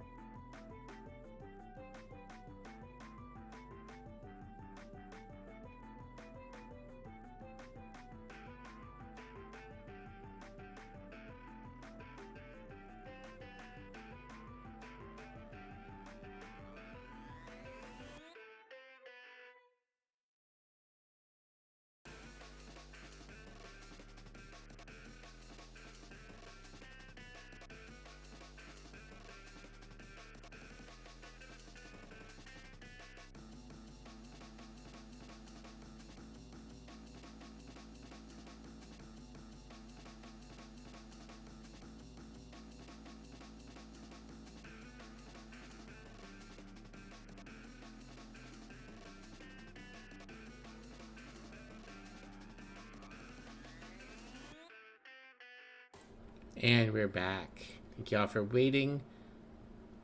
Let's see. So we need to figure out where Alistair was when he killed Valentine and what he used for the weapon. The body was found by Leopold Blanchard. We can go ahead and put that. That, I think, is true. Early in the morning, person in person in the location, and verb a thing. Button, sherry, club, seal, and boomerang are only nouns, so I believe this has to be sherry. I believe this is the activity. Meanwhile, in the location, person, verb person, and verb a Lemurian boomerang, I guess. Seal from the place. In the place at around noon, person, verb person, and planted the button on him. Okay, this is going to be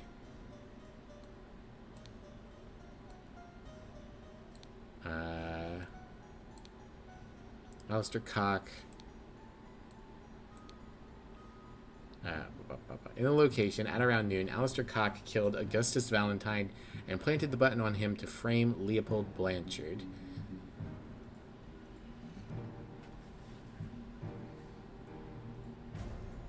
So I got to figure out where the killing happened.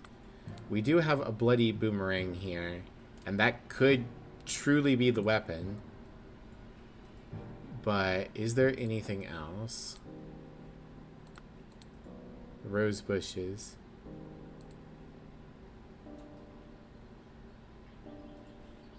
The gardener said he was working on the rose bushes for a long time.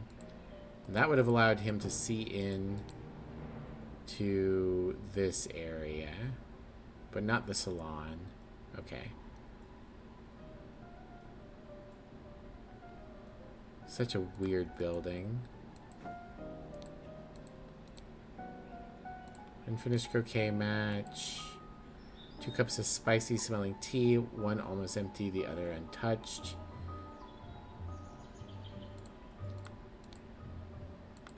Presumably, Prince Pt2 drugged Gideon? Are these curtains? I believe they're like... They could be curtains, they could be shutters, they could just be boarded up. You've heard of shot through the heart, but hole through the head's a new one. Hey, architect, how you doing? There's nothing here on the chessboard that indicates anything other than that it's a weird fucking game. Okay. So, he left... I mean, I guess it has to be the boomerang. I feel like the boomerang's a red herring, but, like... Doing good, had to wrap up some overtime at work. Oh, I'm sorry to hear it. Hopefully, at least you got good overtime pay. Yeah, we've got the spilled sherry. We've got the untouched glass. Yeah. Okay, so... I guess it has to have been the boomerang, because I can't find any other weapons. And I guess it happened in the salon. I feel like there's supposed to be a twist, but... Okay, no. Augustus Valentine is the victim, the boomerang is the murder weapon, the salon is where he was murdered, and the body was found by Leopold Blanchard, which means that the general would have been in... When the body was found, would have been at the chess house. Okay.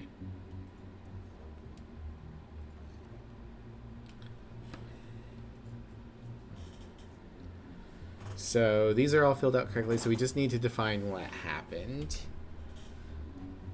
Okay.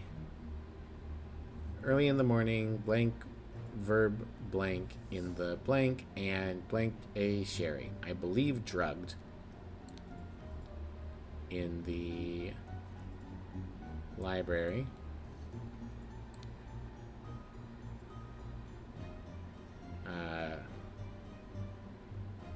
framed, killed, provoked, stole, drugged, planted. These are interesting verbs.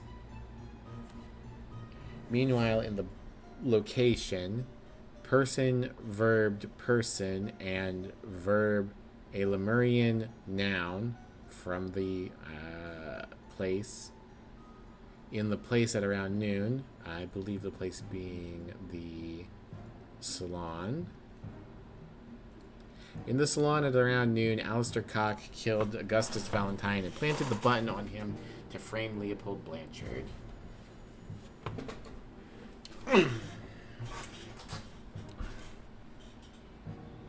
A Lemurian sherry? No. A Lemurian club? No. There's the Lemurian seal, and there's...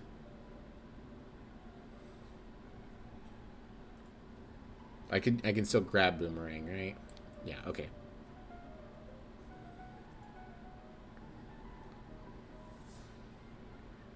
Yeah, Lemurian boomerang from the field fountain. I'm salon, I guess.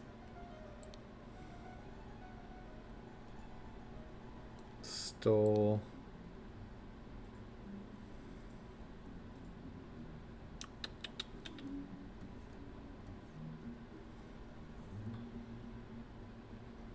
Early in the morning, someone did something to someone in the library and drugged a sherry. Did someone... No one framed anyone in the morning. No one killed anyone in the morning. Provoked someone?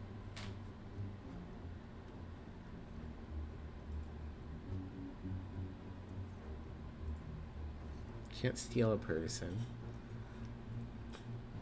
Pretty hung up on that first interaction. Meanwhile, in the location, person did something to a different person. So interesting.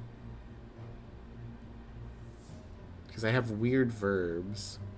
Framed, killed, provoke, stole, drugged, and planted.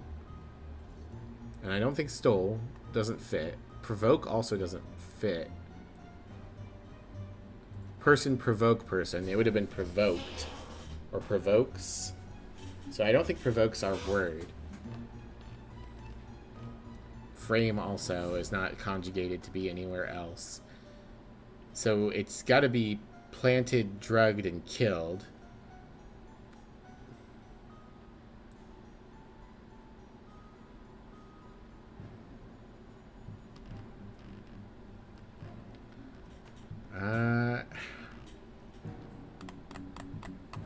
Oh, you know what? Irgen has a seal on him. Is there a seal missing? 1, 2, 3, 4, 5, 6, 7, 8, 9, 10, 11. Yes. Okay. So he didn't steal the boomerang. He stole the seal. Presumably his seal. Meanwhile, in the tea house, Ergen Pt2 drugged Gideon Bell and stole a Lemurian seal from the salon. Okay.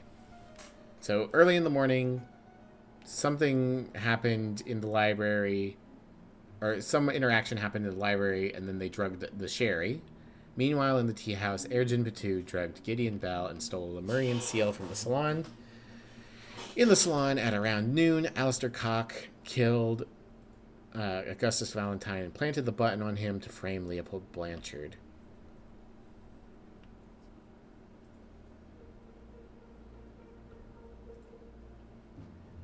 Oh, you know what?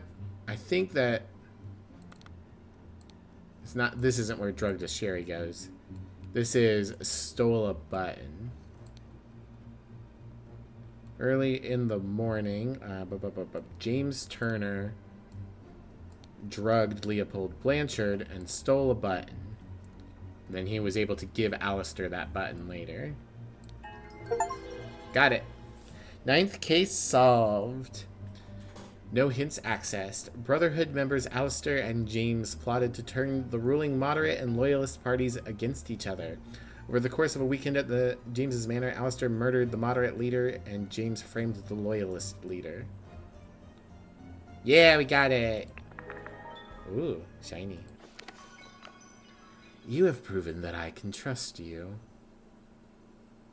Here's the Brotherhood's artifact that I removed from the traitor Keen. Let me educate you how it works.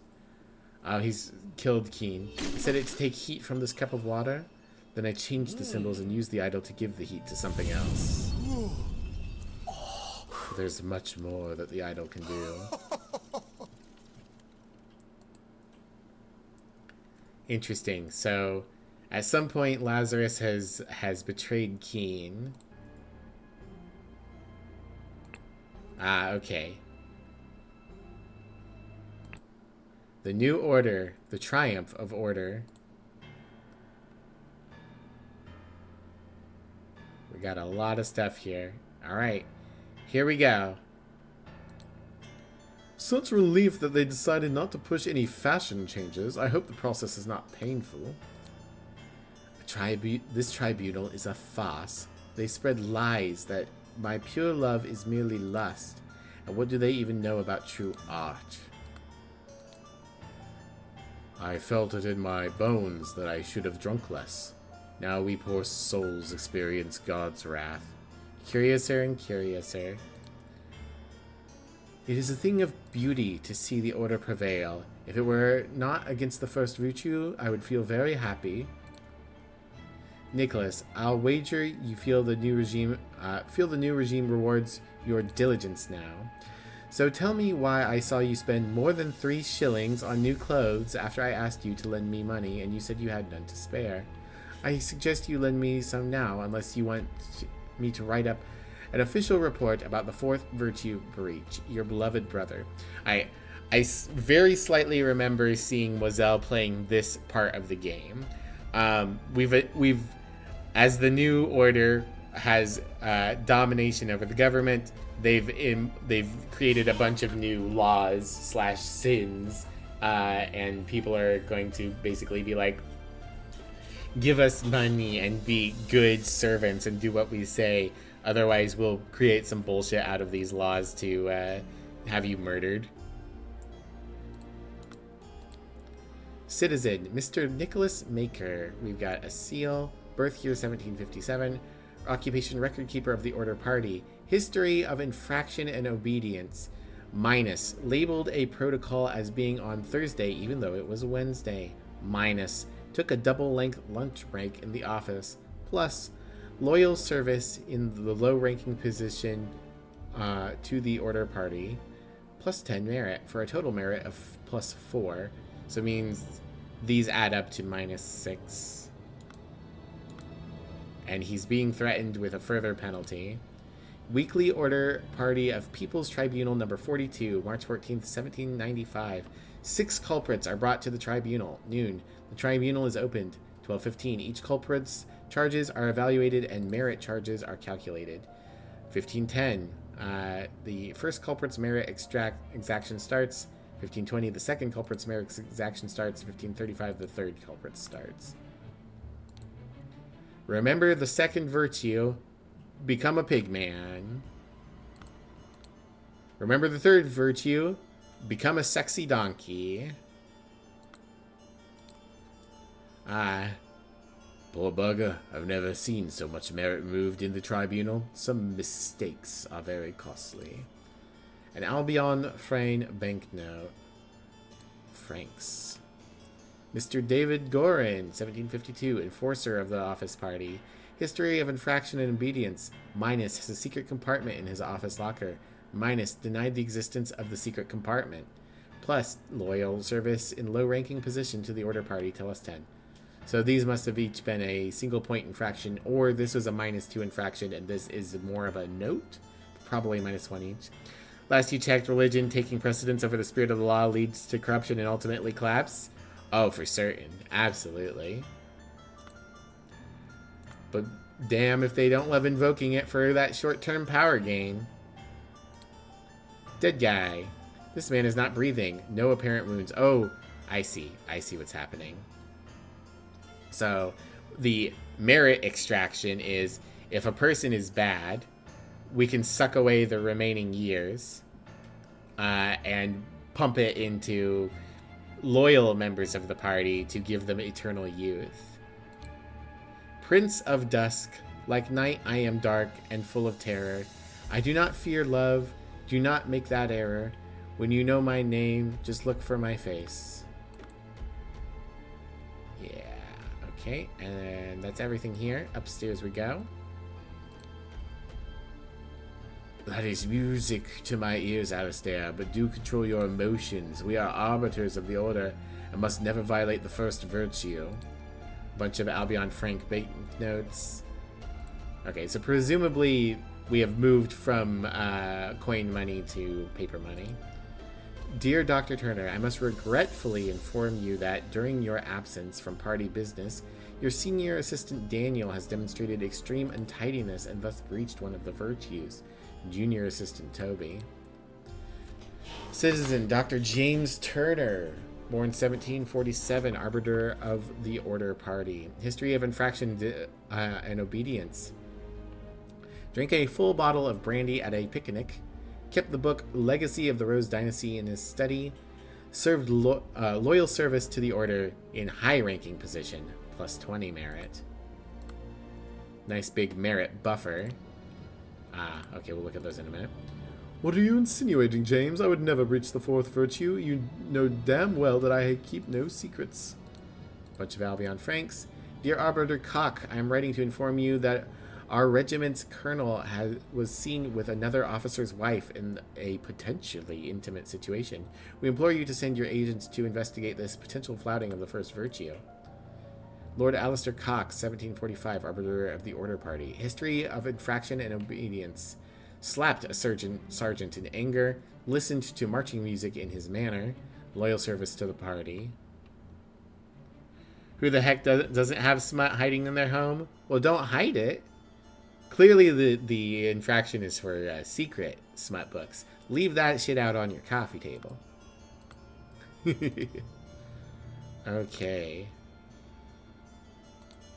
Fangor Quinn. Culprit Mr. Fangor Quinn, born in 1760, claimed he had no wife, has a painting illegal. You must have a wife. Has a painting depicting a naked person in his house, broke his wife's favorite teapot in anger, and was observed spending a night with the neighbor's wife. Walter Keane, 1758. Flirted 3 times with different married women during the party convention. Wore ridiculous headgear at 5 public events, claimed he had not betrayed High Arbiter Lazarus during his ritual of ascendance, and expelled from the party of order. Mr. Lothar Richards had a dinner party a few years ago where he offered large amounts of wine to his guests, got angry during the questioning, and shouted at the High Arbiter. Revealed the whereabouts of his hiding fugitive dissident daughter Mary and her husband Peter. Evaluated at plus 15 merit. Josh Bailey. Gin. Mr. Josh Bailey, born in 1755, left his work at Tannery early. Drank excessive amounts of gin at the Scrawny Cat. Drank excessive amounts of rum at the Old Oak. Approached a married woman with an indecent offer and denied 4 times during questioning that he had done such things. Horace Webb. Count Horace Webb. Born in 1750. Has not held down a job since the new regime, evaluated as 60 instances of non-work. Ugh. Classic move of a fascist state. Make being unemployed illegal. I'm sure our lovely, freedom-loving country of the United States would never take actions to make being unemployed illegal. Claims he works in his castle, helping his servants clean it. Possesses 15 books, kept in his private library. Expressed willingness to donate his castle to the party, evaluated at plus 200 merit. And Gideon Bell, Duke Gideon Bell, wears an outrageous hairstyle, broke down in tears 10 times during the questioning, has refused to start working, evaluated as 5 instances of job skipping.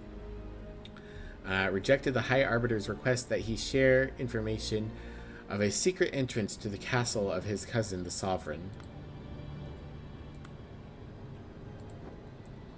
4 maxims of virtue.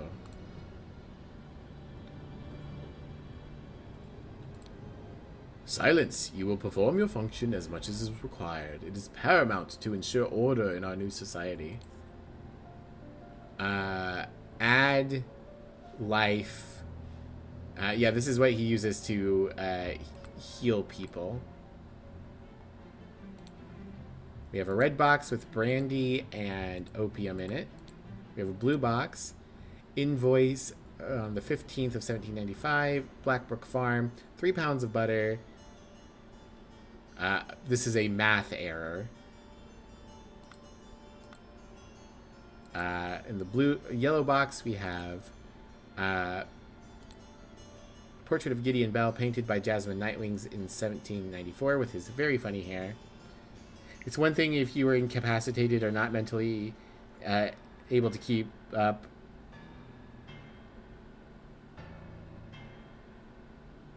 I mean, I don't think anyone should have to work. We should live in a society where people can do work that is beneficial because humans want to work.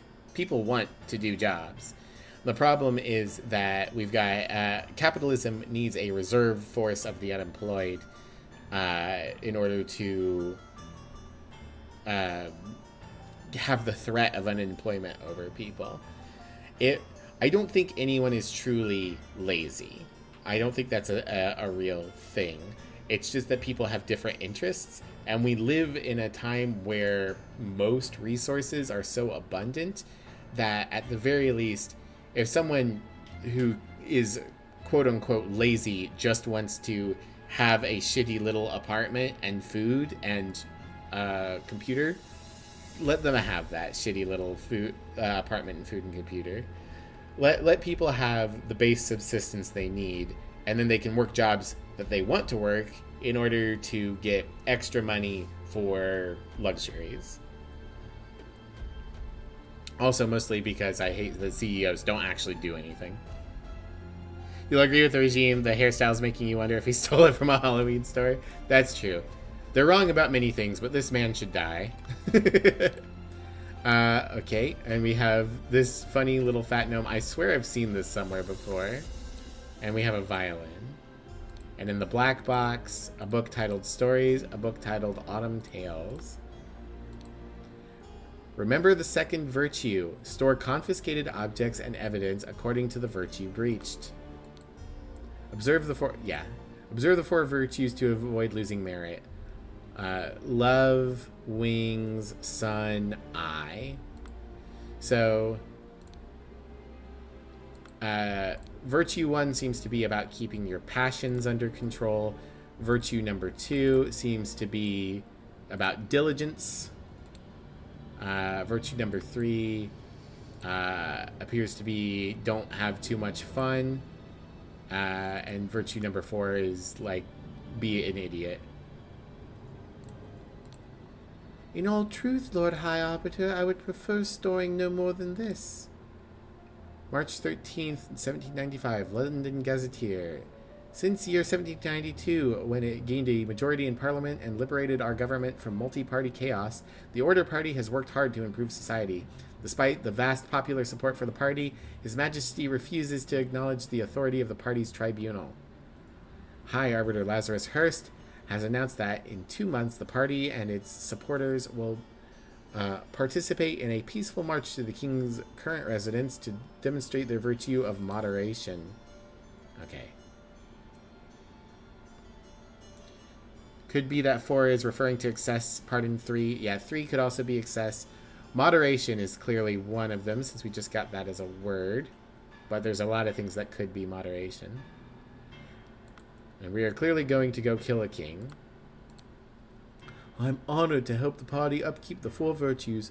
I only hope sitting here all day does not count as sloth. Okay, I'm guessing maybe this might be sloth. Playing music and choosing to do silly things. This looks like it might be a youthified little pip. There's worse jobs than this one. And thank God tobacco is not considered an indulgence. It's a bit boring, though. Too bad literature is forbidden.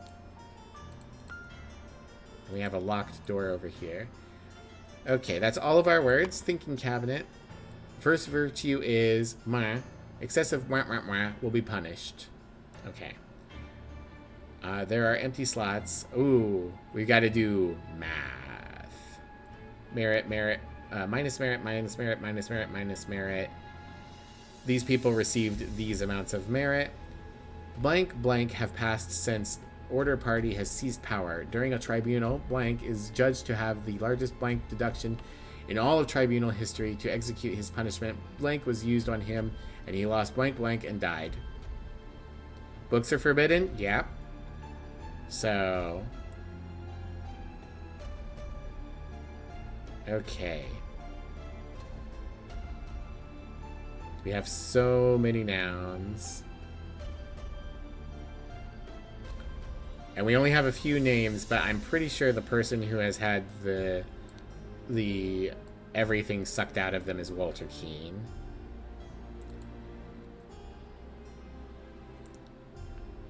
Edmund, aka Lazarus, is trying to eliminate anyone who knows his past. Okay, so... fashion. Vulgar fashion. Excessive lust. Vulgar art. The sun might represent beauty, and that's why it's against vulgar fashion and art. This is diligence. Mistakes. Franks? I don't think Franks is relevant. Yes. Vulgar fashion, art, and music will be punished for the crimes against beauty. Second virtue is diligence. At work, mistakes, untidiness, and sloth will be punished. The first virtue is moderation. Excessive lust, indulgence,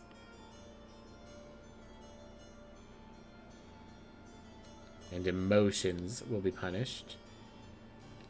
The fourth virtue is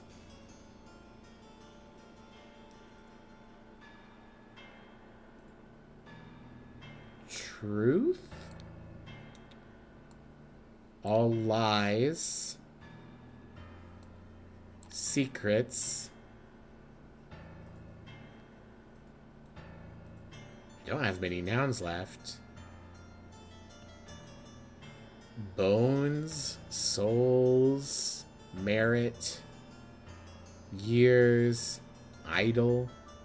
Could it be a redundant phrase? Huh.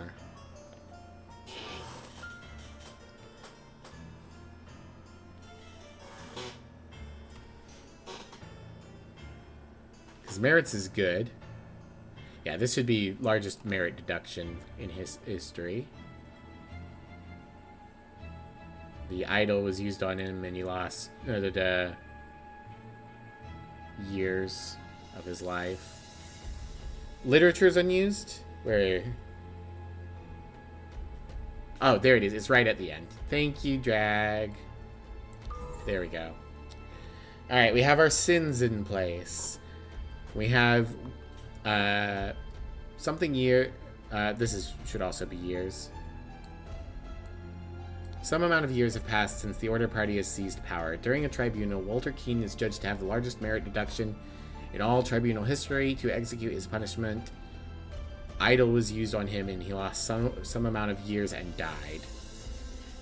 So when you have a deficit, in order to get to 0 merits, they suck years of your life away to give to quote-unquote good people. I assume they don't suck the bones out of you. Bones, souls, and franks I don't think are relevant to anything. And yeah, I don't think any of these names mean anything. So I think at this point, I need these 2 pieces of information, and I need to do some math. It's math time. Okay. So we're going to look at some potential crimes. I'm going to be putting this in my paper notebook. All right. So loyal service gets you 20 merits. So drinking a full bottle of brandy is I'm just going to call them by their color. Red crime, and kept the book Legacy of the Rose Dynasty is a purple crime. So red plus purple is equal to an 8 penalty.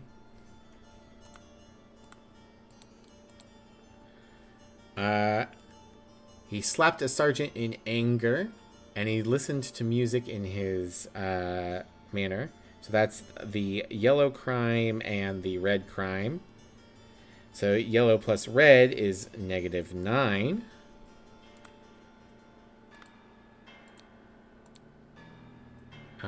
This is just how many crimes they've committed.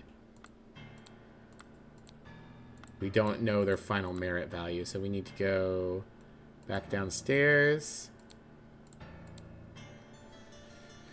Alright, Nicholas Maker is currently at a 4, but he's lost 6 of that. So he has a white diligence failure and a sloth failure. Sloth was under diligence. Okay, he has 2 diligence failures. Equals -6. So we can go ahead and plop this in. It is a 3-point demerit to not be diligent.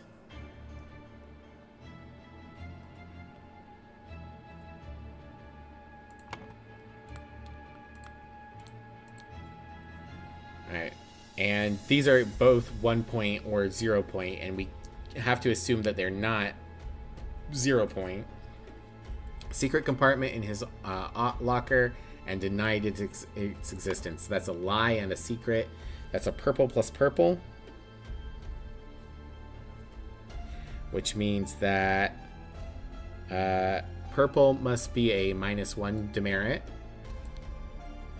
So not really a big penalty for telling lies. A much bigger penalty for not being a hard worker. Alright, and if purple is a -1, then red must be a -7 to get to the -8 from before. Which means that a crime against beauty is a -2 demerit? Okay. Okay. Wow. So being lustful, indulgent, or emotional is considerably worse than telling lies to the state, being ugly, or being undiligent. Alright. Interesting. Okay, well, with these numbers in hand, Fangor Quinn claimed he had no wife. That's a lie. Had a painting depicting a naked person in his office. That is a crime against beauty.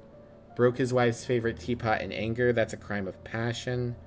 And was observed spending the night with his neighbor's wife. That's a crime of passion.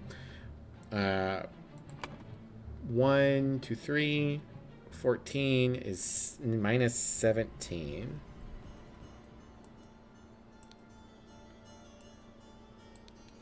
-17 merit.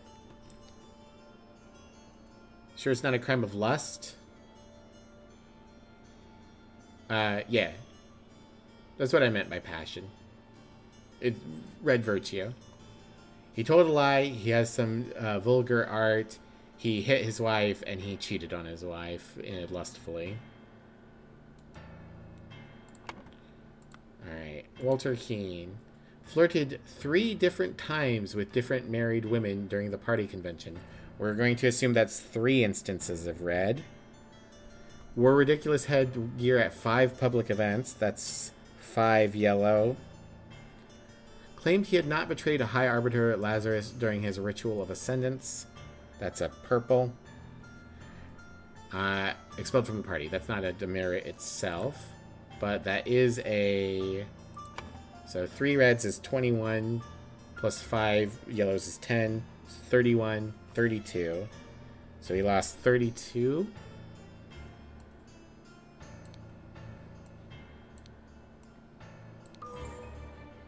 Correct. Presumably that means he had 32 years of his life sucked away. Assuming that he was at base 0. We don't see him as having had any values previously.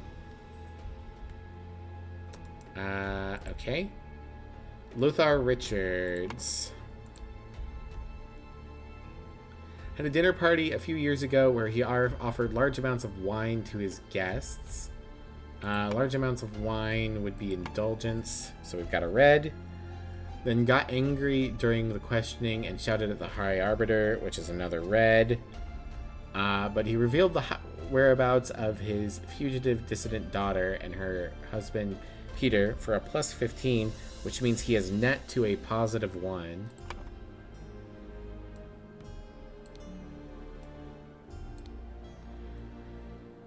I don't know if I need to put a 0 in here, but we'll go ahead and do that. And then Josh Bailey left his work at Tannery early, so that's a white crime. Excess alcohol, that's 2 reds. Approached a married woman with an indecent offer, that's 3 reds. Denied 4 times that he had questioned, during questioning that he had done these things, that's 4 lies. Oh, maybe this guy, maybe Josh Bailey's committed the bigger crime. Not quite. 7 times 3 is 21. 24. 28. Not in for a good time either, but not as bad as Walter Keane, who I believe was just targeted for elimination. Alright. Horace Webb has not held down a job since the new regime. 60 instances of non-work. That's 60 white.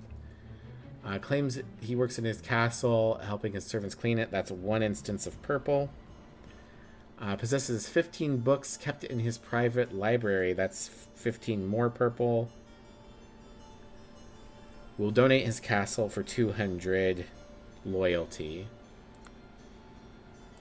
So that's 180 plus 16, 196.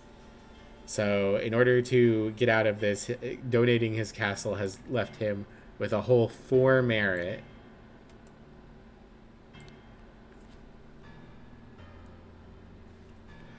And Gideon Bell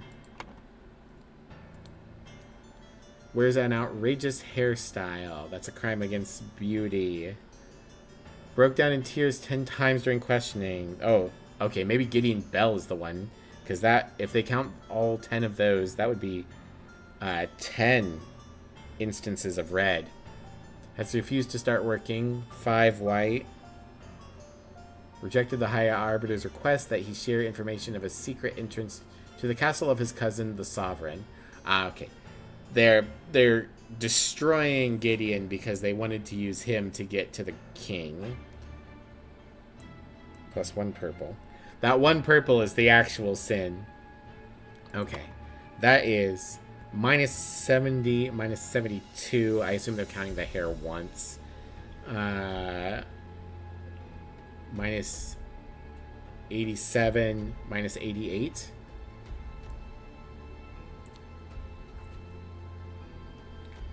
If I did that math right. Okay, well. That means it wasn't Walter Keane who got wrecked. Although he did get wrecked. But Gideon Bell.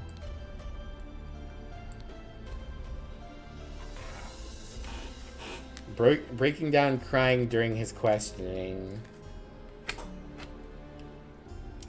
Okay, well then the only thing I need left is how many years it's been since the Order Party has seized power. I'm sure that's just written somewhere. Whoopsie.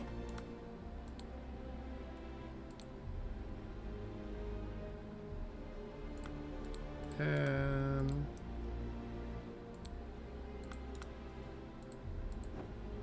it's got to be written on something.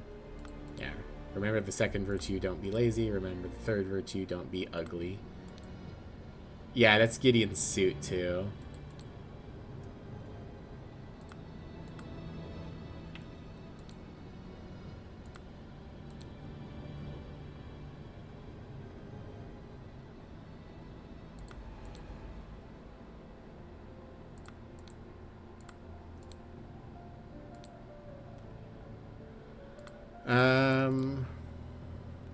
Is this something I was just supposed to remember?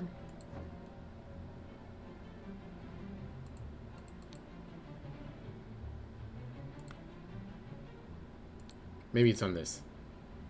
1795. Since the year 1792 when they gained maturity. Okay, it's been 3 years. What's up, architect? No wonder the guy looked like a raisin for sure. Reminder, folks, the law does not apply to castle owners. Well, it doesn't apply to castle owners if you give the state your castle.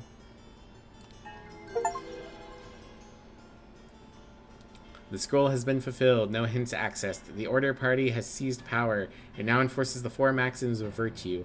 The young Duke Gideon Bell was judged during the tribunal to have lost 88 merits. The High Arbiter of the party, Lazarus Hurst, used the idol to decrease Gideon's youth by 88 years, thus making him 108, which resulted in his death.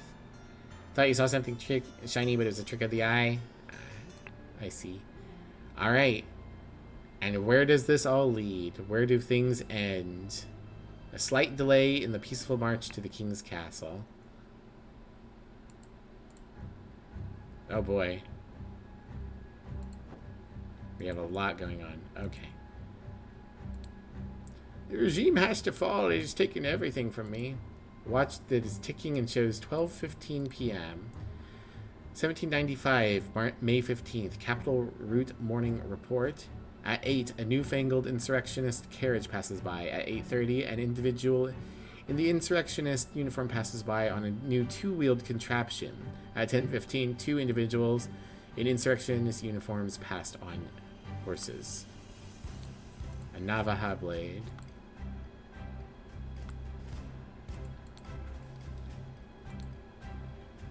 Are you not working, you worthless piece of garbage? I'm doing the same thing I saw Lazarus do during the merit executions. The idol. The gem is black now. Slightly dented saber.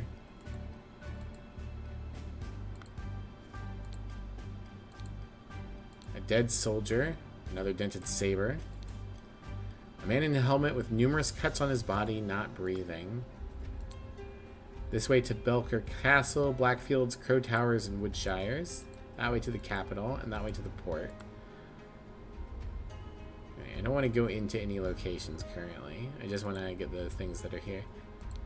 Oh, it's Mary. Dear husband, you are so brave, and you have been drinking since early this morning. But what will we do? What if the evil government men find us? A harp. Become the pure flower that I know you can be for me, Edmund Cloudsley, 1788, January 5th. Dear Mary, I know where your unworthy mate is hiding you. Soon I will free you from his dirty paws and ship him to the colonies. While you I will put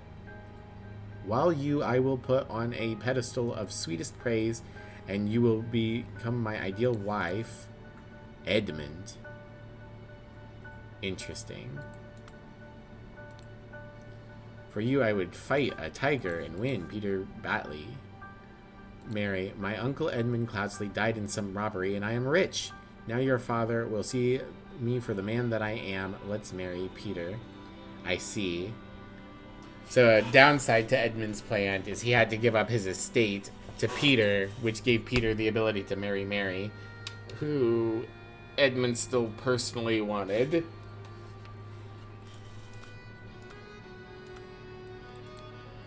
Worry not and continue to feast, wife. Nothing can stand in my way. I will kill our enemies wherever we go. An almost empty whiskey flask. He's still betting on the ponies. And he has a small sword. Red Sin -7. Oh, yeah. Horse. Horse has a stamp with a 7 on it. I have some small but pressing business to attend to at the property of our late brother Sebastian, the previous Proud Beast steward. I will be back at the camp for our 10 o'clock strategy meeting as planned. Lazarus. Why is his horse running free? Oh, is he dead on there?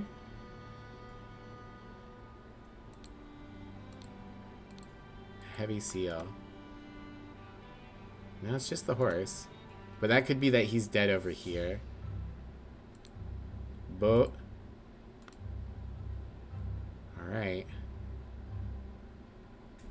Oh, we're getting raided! Raid, raid, raid, raid, raid! Hello, Z. Hello, Billy Bubble. Hello, Duster devotees. You can have as much sawdust as you want. How is Subnautica? Glad to hear you're feeling better, Z. Well, for anyone who doesn't know me, hello, my name is Miblia. I am the trans punk skunk extraordinaire. This is my venue. I'm a variety streamer, stream whatever I want, whenever I want. We are on the last case of the base game of the case of the Golden Idol. It's a very interesting puzzle game, and we are figuring things out.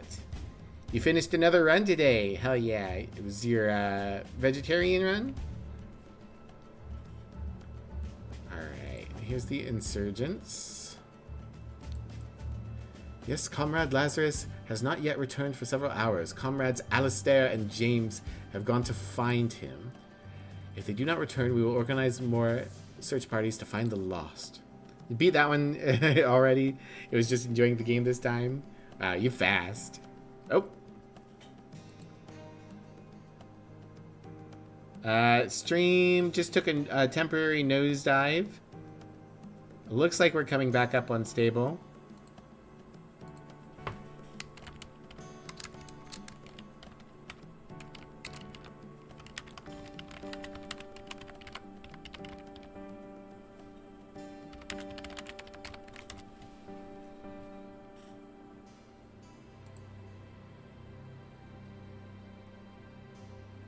Just give it a minute.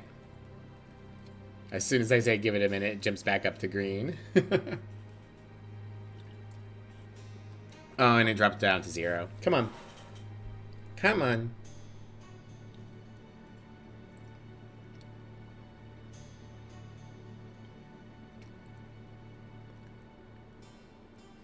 I don't know why it's been so futzy lately. It's not storming or anything. Alright, are you going to stabilize? No, you stay up. Big number.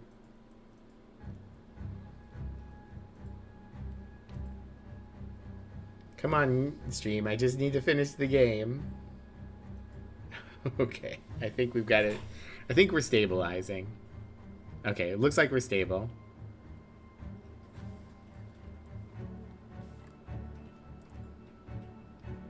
Video stuttering sometimes. Yeah, sorry about that, everyone. Try refreshing chat if you haven't already. That should help stabilize everything. Audio smooth. Cool, cool, cool. Yeah, I think we're stabilizing. We just had a dip there for a second. Okay. Interesting. We've got quite the war machine over here. The party camp, the Bellwoods Crossroads, Cloudsley Cabin, a Little Mermaid Inn, Lover's Islet, Blackfield Manor, and Belchester Castle. We have a Lazarus Hurst bust, which I have activated backwards. We have poison, bags of treasure. Lazarus, you took 32 things from me. I demand you return them. If you refuse, I will make the story of your true origins known to the other party leaders. Oh, come on. Stream.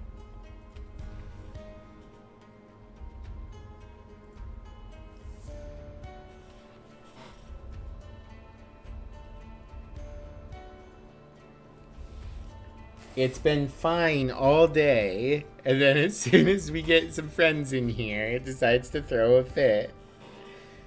Come on, stabilize.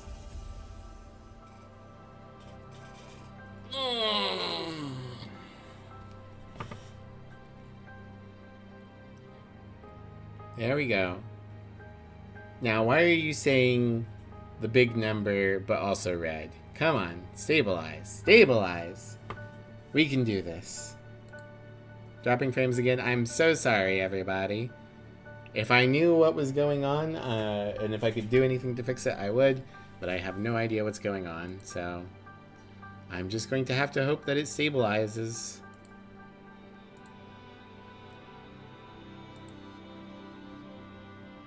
Okay, it's stuck at the bigger number for a little bit now. Okay. Lazarus, you took 32 things from me. I demand you return them. If you refuse, I will make the story of your true origins known to the other party leaders. At 11:30 on May 15th, meet me at the place the idol was stolen from our brotherhood and poor Willard Wright met his death. Come alone and bring proof, something personal of yours to give to the veiled woman. Tie your reply to the pigeon and release it from this cage. It will find me. Okay. DG. David Gorin. Since his success at the Mermaid Inn has proven to be resourceful and discreet professional. Nicholas Maker. Cowardly but dutiful, useful up to a limit. Alistair Cock. Pompous and vain, but being a military man, is ready to obey and ready to kill. James Turner. Greedy and hedonistic, requires constant material motivation to cooperate. And Walter Keane. Ambitious and inventive, but treacherous, as many smart people are. I'm surprised Walter Keane's still alive after the penalty he served. Think something is on Twitch's end considering how your stream is still going despite you hitting stop stream on OBS. Could also be an OBS update. I swear OBS update, every time OBS updates, it just makes things worse and I never see any of the benefits. Alright, so that's the site. Let's go to the manor. We have a Blackhand Steward. Oh, I recognize that voice. It is you. Isn't it poetic that you've fallen for the same trap as you did all those years ago? Straw men are your bane. An empty musket. Damn you, cunning devil. You'll find me in the place where we two first met. There we can talk. An empty pistol and a loaded pistol. A bullet through the window. Whoopsie.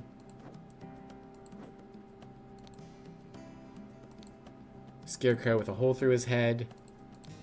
Bullet lodged in the wall. White pigeon. I admit I may have treated you unjustly after our long cooperation. I will come again alone in peace so we can discuss your compensation. So this is hey Gremlin, welcome in. I think this might be Lazarus.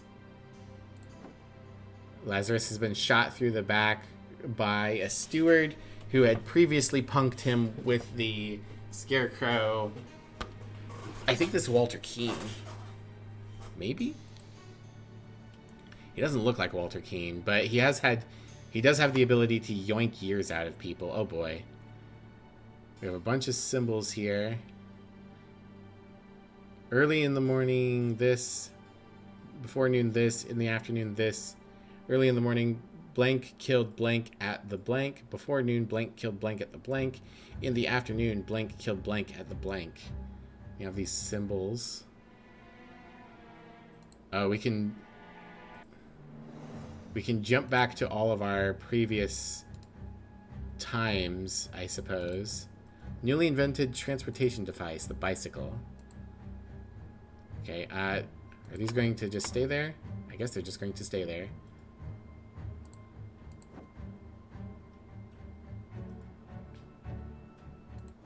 I wish there was a way to dismiss them. Oh, these guys are still here. Nonsense, I'm not an idiot. But real men like us could beat those order party ninnies even without any weapons. Cards, francs, sword. But I heard rumors that you lost a cat in while gambling. Cards, francs, stiletto. You think they will try to kidnap the king? Me and my employer are getting out of this blasted country. Interesting. That's,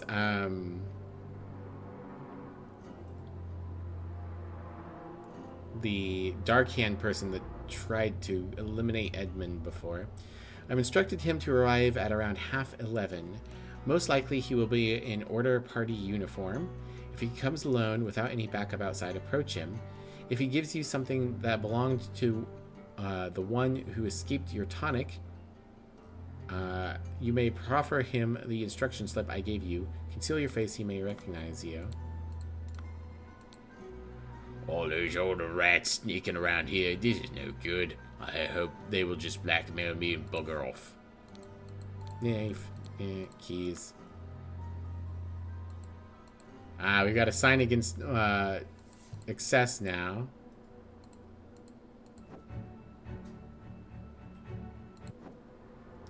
The old estate. Pile of mangled and burned corpses. An empty cannon.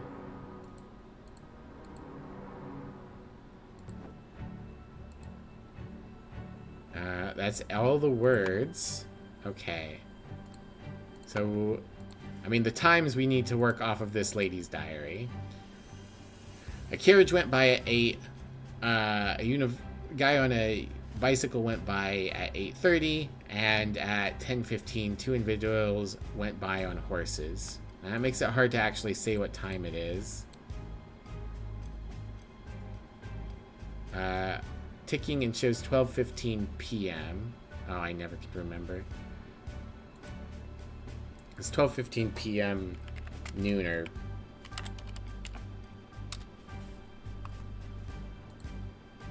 I don't need a big long explanation. PM is noon. Okay. That's what I thought. I'm going to hit the snooze on the ads. I don't think we're going to necessarily be able to do this in 15 minutes, but we're going to try. So it's currently noon. Interesting. According to her clock, it's noon. So in the afternoon must mean, like, now. Alright. Early in the morning, Blank went to the location to verb noun because, or verb person, because person wanted to verb the item. Before noon, person and person went out to try and verb person. Instead, they found the noun at the place. On the way back, they started to blank over it. I presume fight. I assume this is probably Golden Idol. In the afternoon, person went to the place to verb person because person had tried to verb person to get back his noun. I believe this is get back his ideal wife. That's the only place where ideal wife works.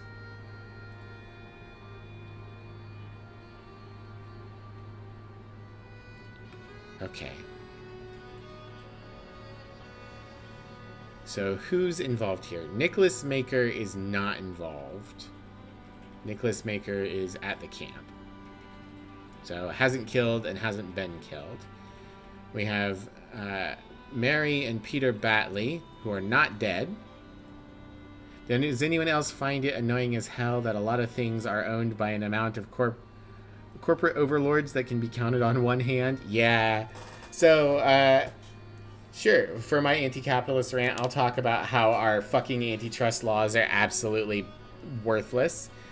So, we have a number of mechanisms by which we can try to prevent companies from becoming megacorps, because we know that when a company gets too large, they no longer have any competition. And if you are a true capitalist who believes in the free market and competition, then a megacorp is not competition, because they can simply snuff out anything that tries to compete against them. So, with that in mind, we have these laws, and they're not getting used. We have all sorts of ways to break up big companies, and we are just flat out not using them. And it is especially rough for the average person because these megacorps have found a way to hide. We have these very big and popular brands that people know because they're advertised, but those very big and popular brands that seem like they should be giant corporations in their own right are owned through several levels of bigger companies. Most notable of them all is BlackRock. I know there's a few other ones that are like that, but BlackRock owns a controlling share in so much stuff. Stares disrespectfully at Microsoft, Google, Coca-Cola, and Pepsi. So here's the thing. Pepsi is owned. Coca-Cola is owned. Bigger corporations own Pepsi. Like, that's how insane it is. These companies, you know, PepsiCo owns hundreds and hundreds of brands of different things you can eat, things you can use, and they are further owned by a bigger company, and that bigger company is itself further owned by a bigger company with a controlling share. And I personally think that you should have to put your entire corporate line on every product you sell or every service you provide. Should have to have that entire thing. It's absolutely insane. It is way too much. But yeah. Unfortunately, I don't really have much more to say specifically on the matter. Did you think Altera was pure fiction? No. I don't actually know what Altera is. What is that from? But yeah, we have a number of, Cyberpunk very famously is like, here's the 3 companies that own, or, 5, 6 companies that own everything. And we're basically there. Subnautica, which I would know if I didn't quit. I can't play Subnautica, Jag. Altair is the evil corporation you work for in Subnautica? That makes sense. Alright, I'm going to snooze the ads again. I'm going to try and buy us as much time as I can with snoozes. Thank you for the redeem, Z. Okay. We have locations, so we should probably try to plug these locations in.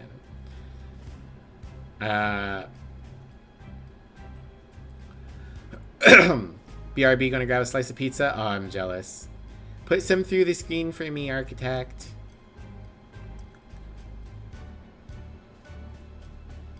Man, I don't actually know. Okay.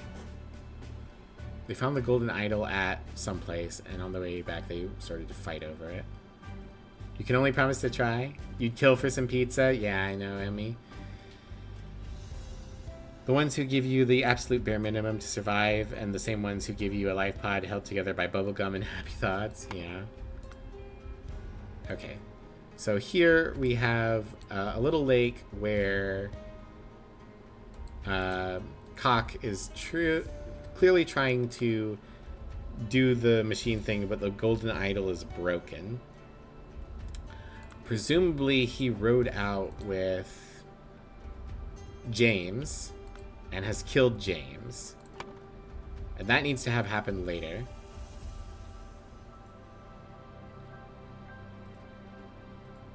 Okay, this is the only one where they have 2 people. So, okay, we can go ahead and fill this in. Alistair Cock and James Turner went out to try and find Lazarus Hurst. Instead, they found the golden idol at location. On the way back, they started to fight over it, and before noon, Alistair Cock killed James Turner at location.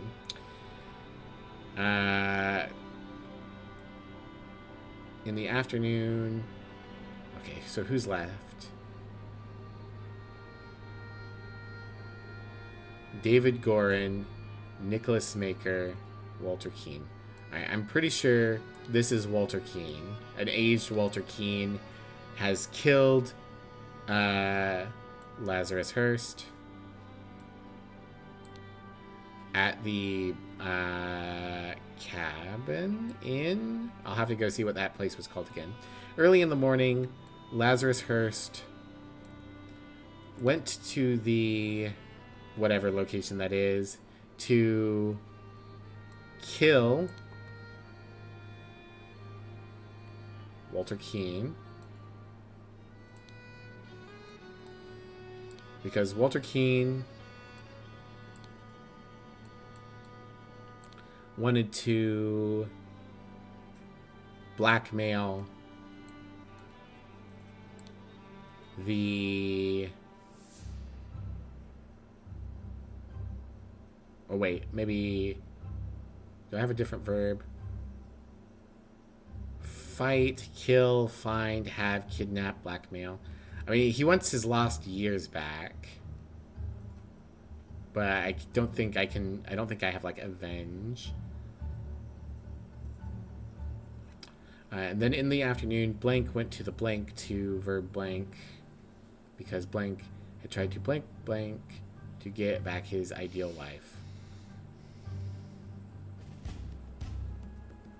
Presumably, this is trying to get to Peter Batley.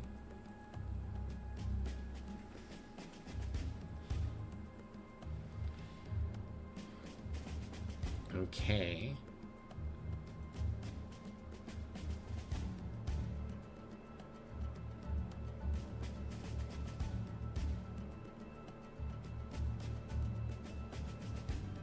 Pushes a slice of stuffed crust pepperoni pizza through the screen. Tasty. Give to me. Drown? How would I drown in pizza? I'm not tiny, but even if I was, how would I drown? Alright, we're snoozing the ads one more time. It's possible that I can solve this in time. Alright. So, we've got a map somewhere. Where was the map? Not here.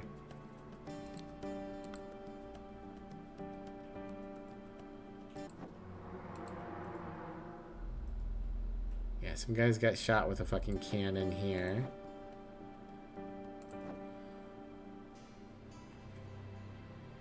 The sauce? Also the molten cheese? Perhaps. Yeah. This is... the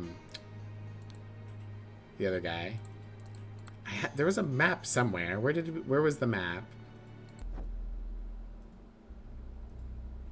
Is it on someone's person?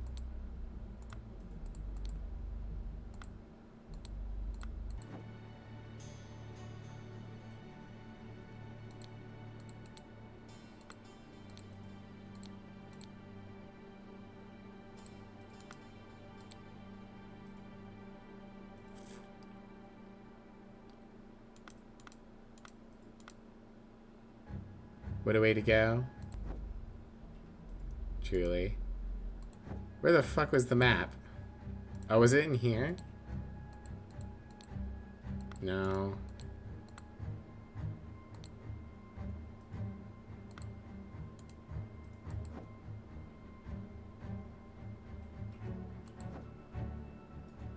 What a way to go, drowned in molten cheese? Yeah. Was it here? Yeah, here we go. Okay. Yeah, the Cloudsley cabin in the Blackfield Manor. Okay, I can go ahead and... Went to the Cloudsley cabin to kill Walter Keane because Walter Keane wanted to blackmail the... the golden idol, the dead body, the ideal wife, the lost years. I don't know... Okay, well, let's check if this is right. Walter Keane killed Lazarus Hurst at the cabin. Oh, I have to fill the whole thing in. Well, this was at the crossroads. They found the golden idol at the crossroads? Why would they have found it there? Maybe he dropped... Oh, the horse did get away. 2 or fewer slots are incorrect. probably just not the crossroads. At the islet? No. I tried to get rid of it. In the afternoon, who killed someone at a different place? Who's the other person who is dead? Presumably David Gorin, right? But where?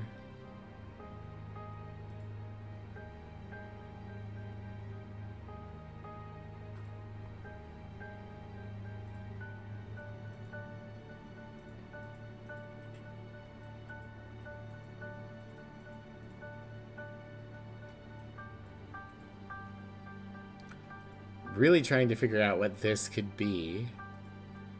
It could be not blackmail. Wanted to fight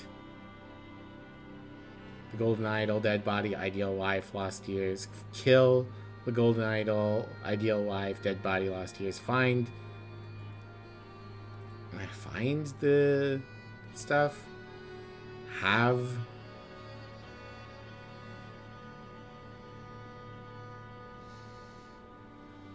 Lazarus Hurst went to the cabin to kill Walter Keane because Walter Keane wanted to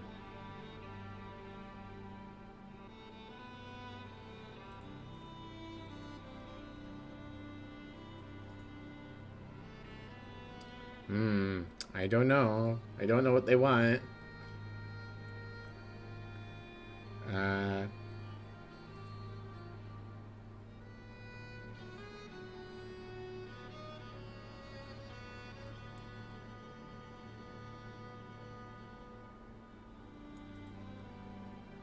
You think it's redacted? Thanks.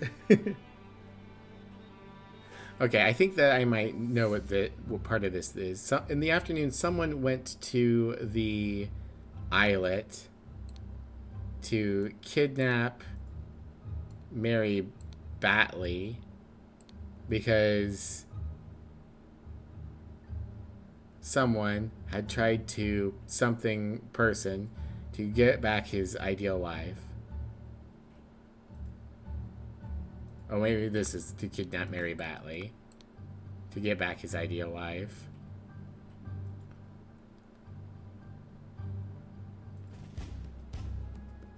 Because Lazarus Hurst, I guess this is maybe where we're supposed to put together that Lazarus Hurst is Edmund. If we hadn't already. In the afternoon, who went to the islet on Lazarus Hurst's behalf?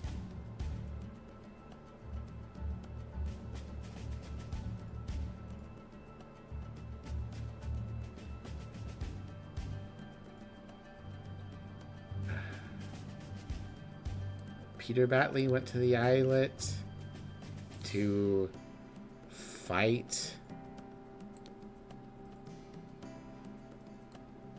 David Gorin? Whoopsie.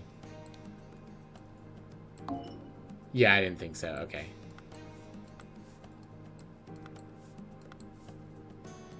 I do think that that's part of what's going on, is there's something at the Lover's Islet.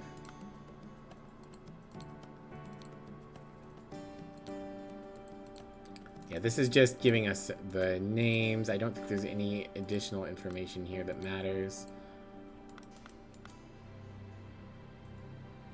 Just the map should we need it again. Yeah, Nathan's not involved in anything. This is just to give us an idea of the time. Cock is trying to get the thing to work. This is the dead so-and-so who, James Turner. They found the golden idol somewhere. Maybe here? Someone shot a cannon at a bunch of soldiers.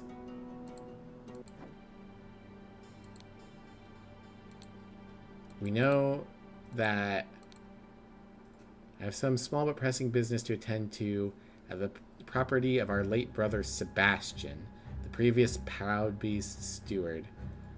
We'll be back at the camp at 10 o'clock. Strategy meeting is planned. Lazarus. Yeah, I believe this is James Turner's horse, because this is James Turner's stamp. But it's gotten away from him.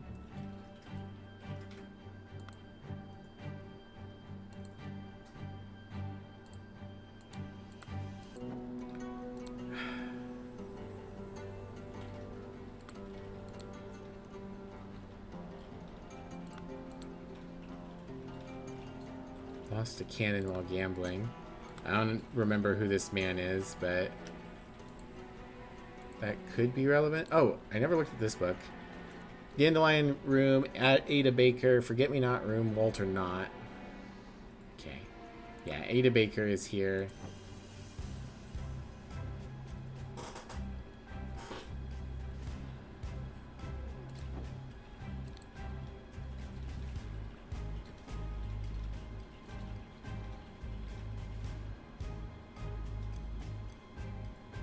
Yeah, same trap. Oh, maybe this is David Gorin. It was David Gorin who got clubbed on the back of the head. Okay, so this would actually not be Lazarus. Lazarus went somewhere else.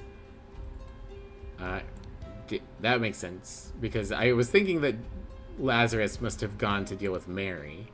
Early in the morning, David Gorin went to the cabin to kill Walter Keane, because Walter Keane wanted something.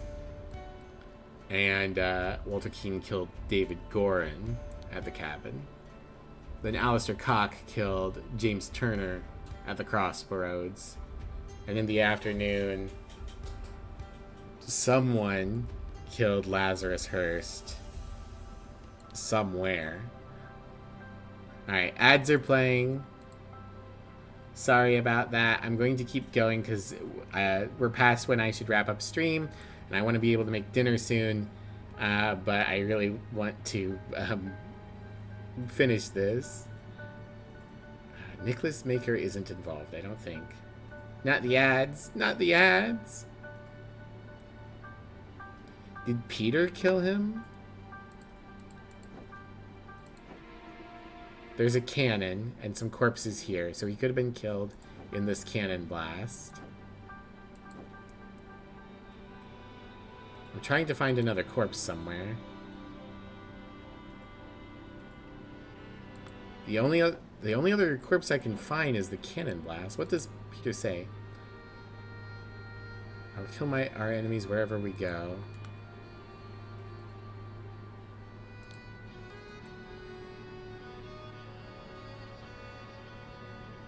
I mean, this kind of implies that maybe Peter killed Edmund.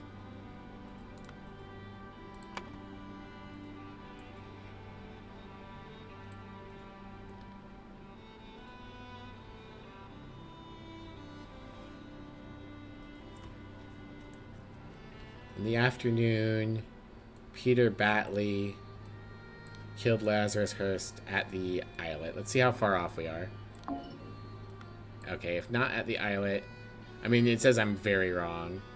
At the manor. No. Okay, so somewhere I am horribly wrong. I am pretty sure that's Walter Keane killing David Gorin at the cabin. And I'm pretty sure that Alistair Cock has killed James Turner at the crossroads. If not at the crossroads, then somewhere, but I'm pretty sure it's at the crossroads. Can you give a hint? Sure, go ahead, Gremlin.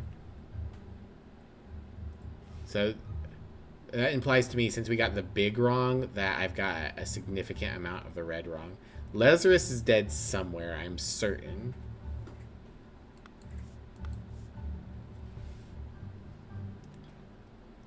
I just can't figure out where Lazarus is dead, because I'm pretty sure that's James Turner at the crossroads, and I'm pretty sure now that that's David Gorin at the cabin. David Gorin's in the process of dying. You're right, okay.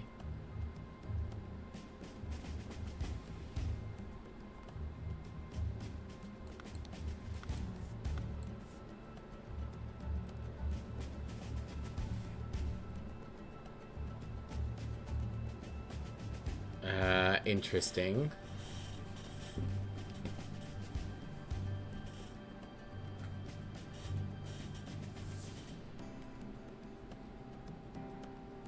So maybe Walter Keane killed Lazarus, and then David Gorin showed up and got shot?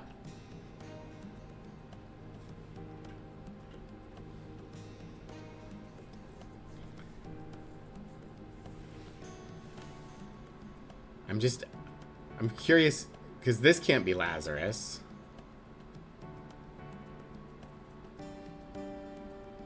Okay, maybe this isn't about Peter at all. Let's go ahead and just remove all of this. Even though it seems like there should be something about the kidnapping. Can you do an announcement? Sure. Just verify the scam first, because sometimes the scam itself is a scam. Make sure it's an actual thing. Okay, so maybe in the afternoon, let's just try writing it this way. In the afternoon, David Gorin went to the cabin to find Lazarus Hurst, because to get back his golden idol. Dead body, ideal life, lost years.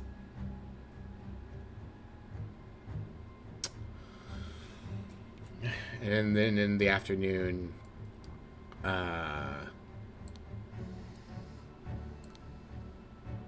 Walter Keane killed David Gorin. Also at the cabin.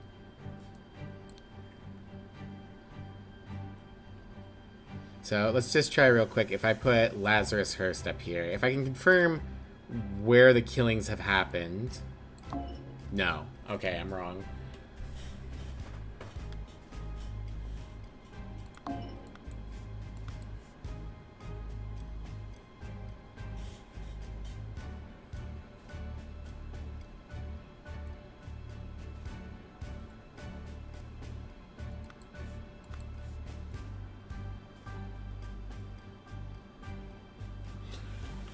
It's just really difficult.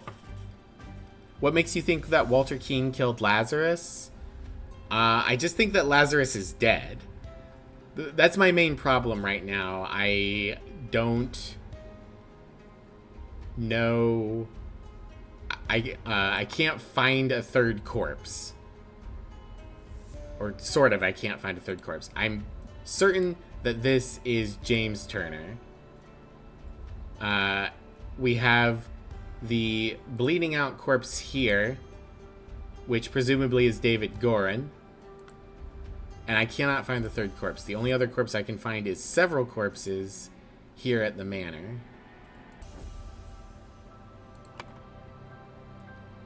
But I don't have any indication of who did the killing here at the manor. Just that there is a cannon present, and I don't know who's dead. I know that Nicholas Maker hasn't done anything. Or at least I don't believe Nicholas Maker has done anything, because he's at the camp and he's not dead. Walter Keane is who I believe the old man is here, because he's had the years ripped from him, and he's got the Dark Hand Steward, which I believe makes that Walter Keane. So Walter Keane has shot him, and this note was sent for Lazarus.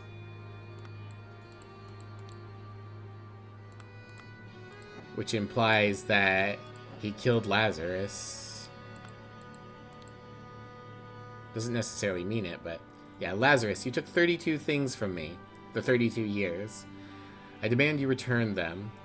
If you refuse, I will make the story of your true origins known. At 11:30, meet me at the place the idol was stolen from our brotherhood and poor Willard Wright met his death. Willard Wright died...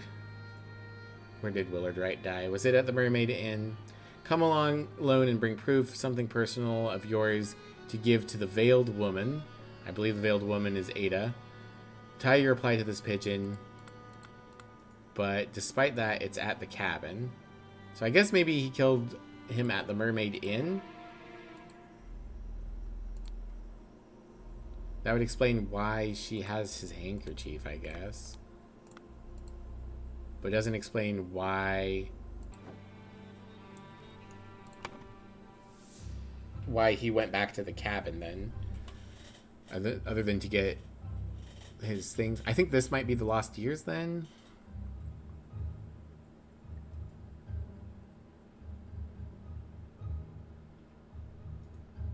Or get back his lost years. There we go. Yeah. Had tried to... This is where the blackmailed. This is where he tried to blackmail Lazarus Hearst to get back his lost years. In the afternoon, David Gorin went to the cabin to find... Maybe not Lazarus Hearst. Maybe to find... Walter Keane. Because Walter Keane had tried to blackmail Lazarus Hearst. Okay, I don't know which person David was trying to find, but I think that this is otherwise correct. 2 or fewer slots are wrong. Let's get rid of these and put in Lazarus Hearst. No. That's worse. Okay. That implies to me that this is, yes, Walter Keane. Sent me a screen grab of the warning. It's mostly just don't click on links. Yeah. I'll check it in a little bit, Blood.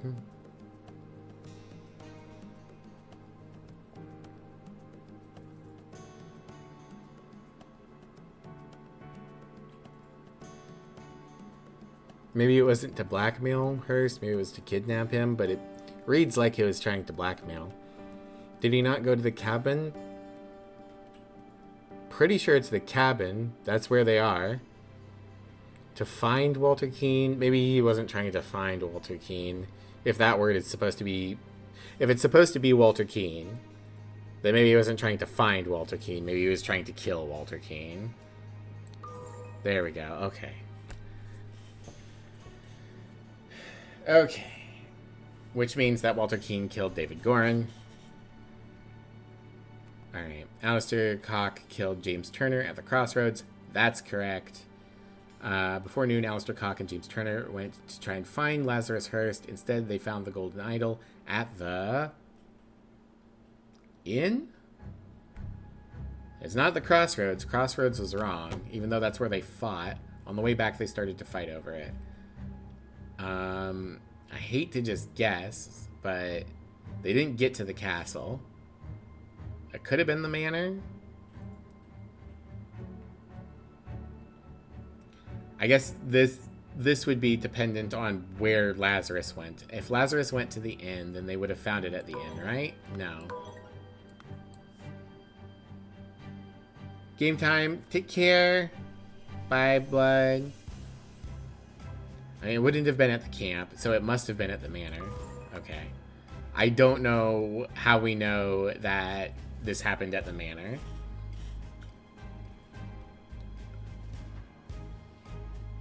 Okay, so early in the morning... Let's go ahead and just clear this out. Whoopsie.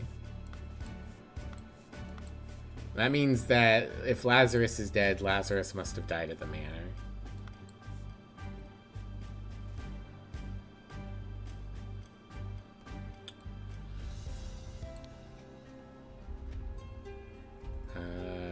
Lazarus Hearst. Because I'm certain Lazarus is dead. I mean, he could have died at the inn, but then why was the golden idol at the manor? I'll just pull this off for now. I know Lazarus Hearst is dead.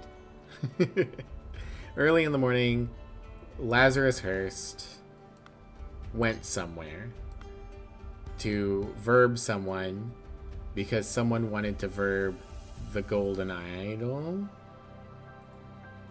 Not the dead body, not the ideal wife. Mary and Peter are not involved. We're just showing them off as a red herring and as a look at how this failure of a man managed to get through all of this. I can't imagine that it's dead body either. So I'm just going to put golden idol in here.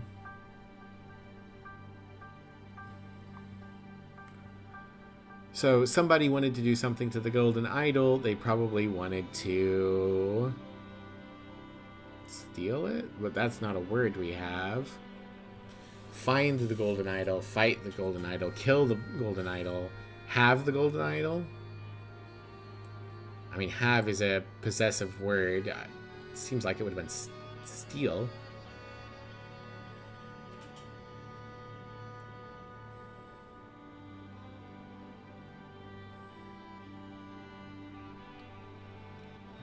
Okay, I'm gonna put... Whoopsie. Not from there, from here. Early in the morning, someone killed Lazarus Hurst at the manor, I guess. It seems to indicate that it happened at the inn, but, like...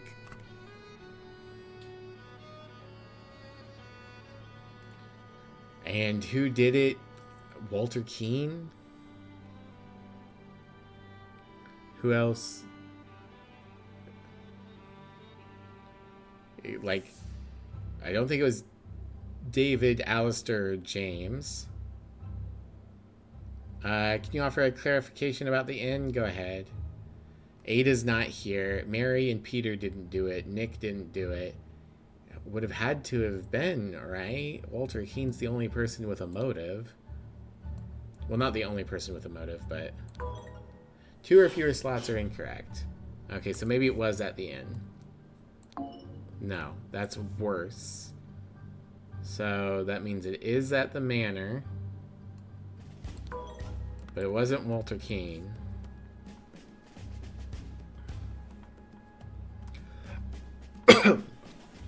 Presumably it's whoever fired the cannon. But I don't know.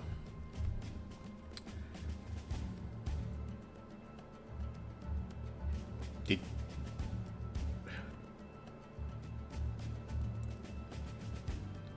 didn't kill himself, presumably. Alistair and James hadn't arrived.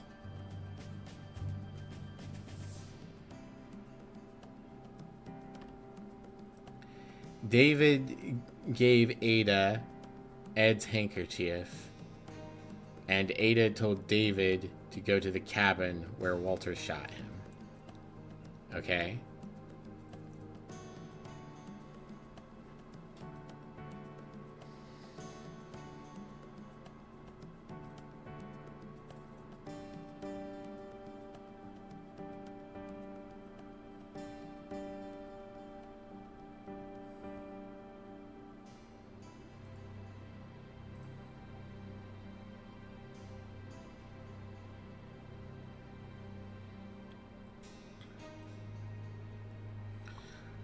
I mean, let's go look at the manor. There's just so little here. I know the lady's book said something about... Yeah, a carriage passes by. That's Edmund, aka Lazarus, going to the manor. Then an individual insurrectionist passes by on a new 2-wheel contraption. That's David trying to go and catch up.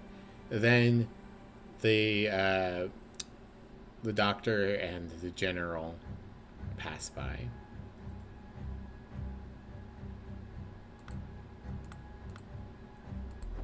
Was there anything on the bodies in front of the cannon? No. Just a pile of mangled corpses.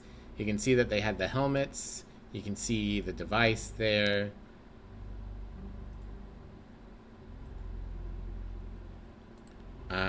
There's this guy at the inn saying that, or not him, there's this lady talking to him saying that he lost a cannon while gambling.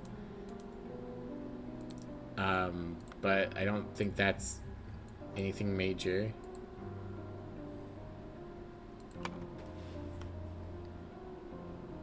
Well, I can go ahead and I guess put, oh, no, from here. Lazarus went to the manor for some reason to do something to someone. Peter, I guess.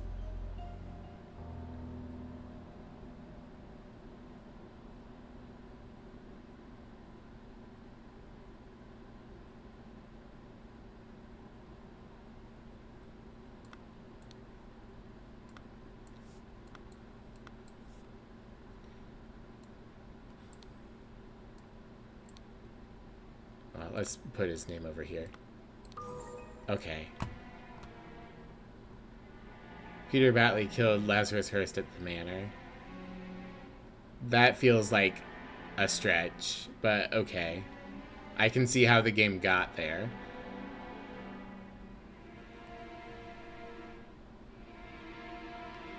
Lazarus went to the manor to kidnap Mary Batley because Lazarus Hearst wanted to have the ideal wife. And Peter killed him with a cannon that was loaded and sitting in his manor for some reason. Then the Cock and Turner rode out. Peter and his wife had fled to a little island. They found the golden idol, which is broken now. And then David Gorin went to go and find Walter Keane because of the blackmail. I guess here's my problem. It's so anticlimactic and like a joke that it feels unsatisfying, and that's why I didn't consider it. I'm not trying to say it's a bad puzzle, because it is okay. I can see where they got it from, but the fact that Lazarus just walks in with 3 soldiers and says he wants to take Mary, and Peter somehow has a cannon ready and fires and kills him and 3 other people, like, it's very L at the end of Death Note, you know?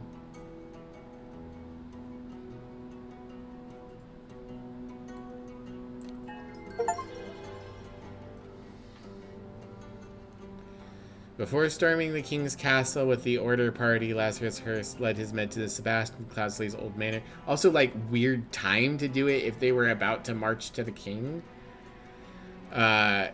In order to kidnap his long-lost love, Mary Batley, nee Richards, who was hiding there with her husband, Peter Batley. Upon reaching the manor, Lazarus and his troops were confronted by a drunk Peter, and the cannon he won while gambling. Peter blew up Lazarus, breaking the idol, then fled the scene with Mary. History often turns to one idiot with a cannon. Yeah. I mean, this is very, like, you know, in history, random bullshit happens sometimes. I don't think random bullshit made for a very compelling finale.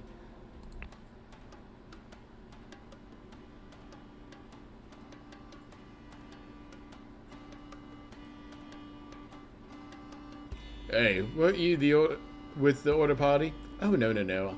I was never part of that ghastly organization. Oui, I can take this gilded brass trinket for scrap metal. You can have 3 sal for it and call yourself lucky. The end. I'm curious about the DLC. And I was fine with, like, the other 2 parts of the ending. You know, loyal David Gorin getting shot trying to protect Edmund / Lazarus, and I was delivered by the color gray, and I was fine with everything with the Cock and Alistair fighting each other. I don't know. I think, and at the grand moment of his victory, he lost because he decided to do a side quest and got unlucky, shot by a random cannonball. I don't know. I think maybe even if it had just been that it wasn't a cannon, that Peter had, you know, have Edmund show up by himself, because he doesn't want his soldiers to know that despite all these virtues he expounds, you know, he's a hypocrite and he wants to have a beautiful wife. Have him show up by himself with the golden idol, and have Peter still be drunk and give him a gun and have the gun manage to lucky shot hit the crystal on the golden idol, and that makes it go haywire and explode on them. I feel like that would have been more compelling. The cannon was just really weird. I don't know. I don't think it ruined the game by any means, but I was not particularly satisfied with that third of the ending. Epilogue. The grand vision of a better world. Is this its own case? Whoopsie. Oh, it is. Okay, well. Okay, so this was them discussing their plans. Okay, well. As cool as that is, I am way over time already. Looks like stream's back on the menu, boys. No, I'm way over time. Tell you what, though. I can't complete this game without the DLC. Someone wants to buy me the DLC. I'll do the epilogue before I jump into the DLCs, but I won't be able to finish this up until then. Okay, exit game. I hope you guys enjoyed. I hope you guys weren't as bummed by the ending as I was. I'm not sure what we're going to do next. Yeah, have a great rest of your week, evening too, Gumlin.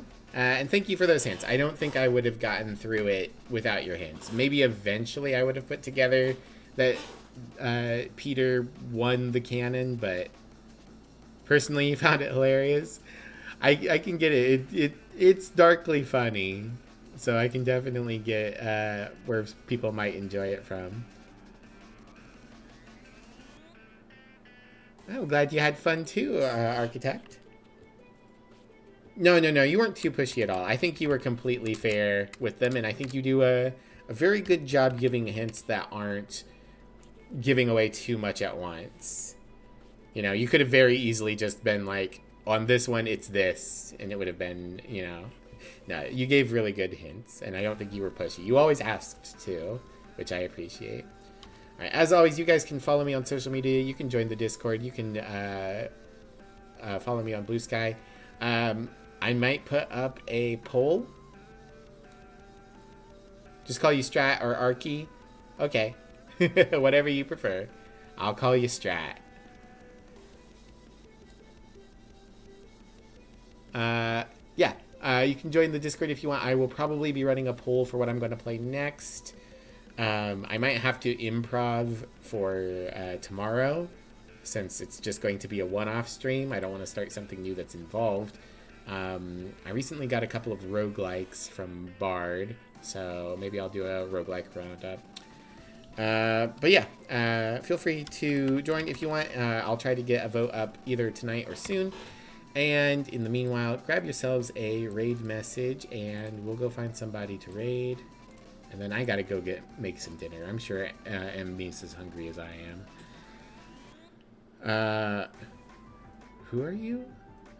Sometimes I see people on my I'm following them list, and I have no idea who they are. Wow, I really don't have almost anyone to raid today. I guess we'll go raid Thomas. Not to diminish Thomas. I like Thomas. I just have very few... I have a few people that I'm following that I don't see very often. Like, people don't stop by my streams either, so... I try to mostly raid people that, you know, return the favor, or that I feel close to. Okay. Yeah. We're going to go and raid Thomas. Thomas is doing Warframe, so please go say hi to our lovely Wolf Boy Knight. Though he's looking foxish today. And I'll see you guys tomorrow for something. I'll figure it out. Bye, everyone. Bye-bye. Bye.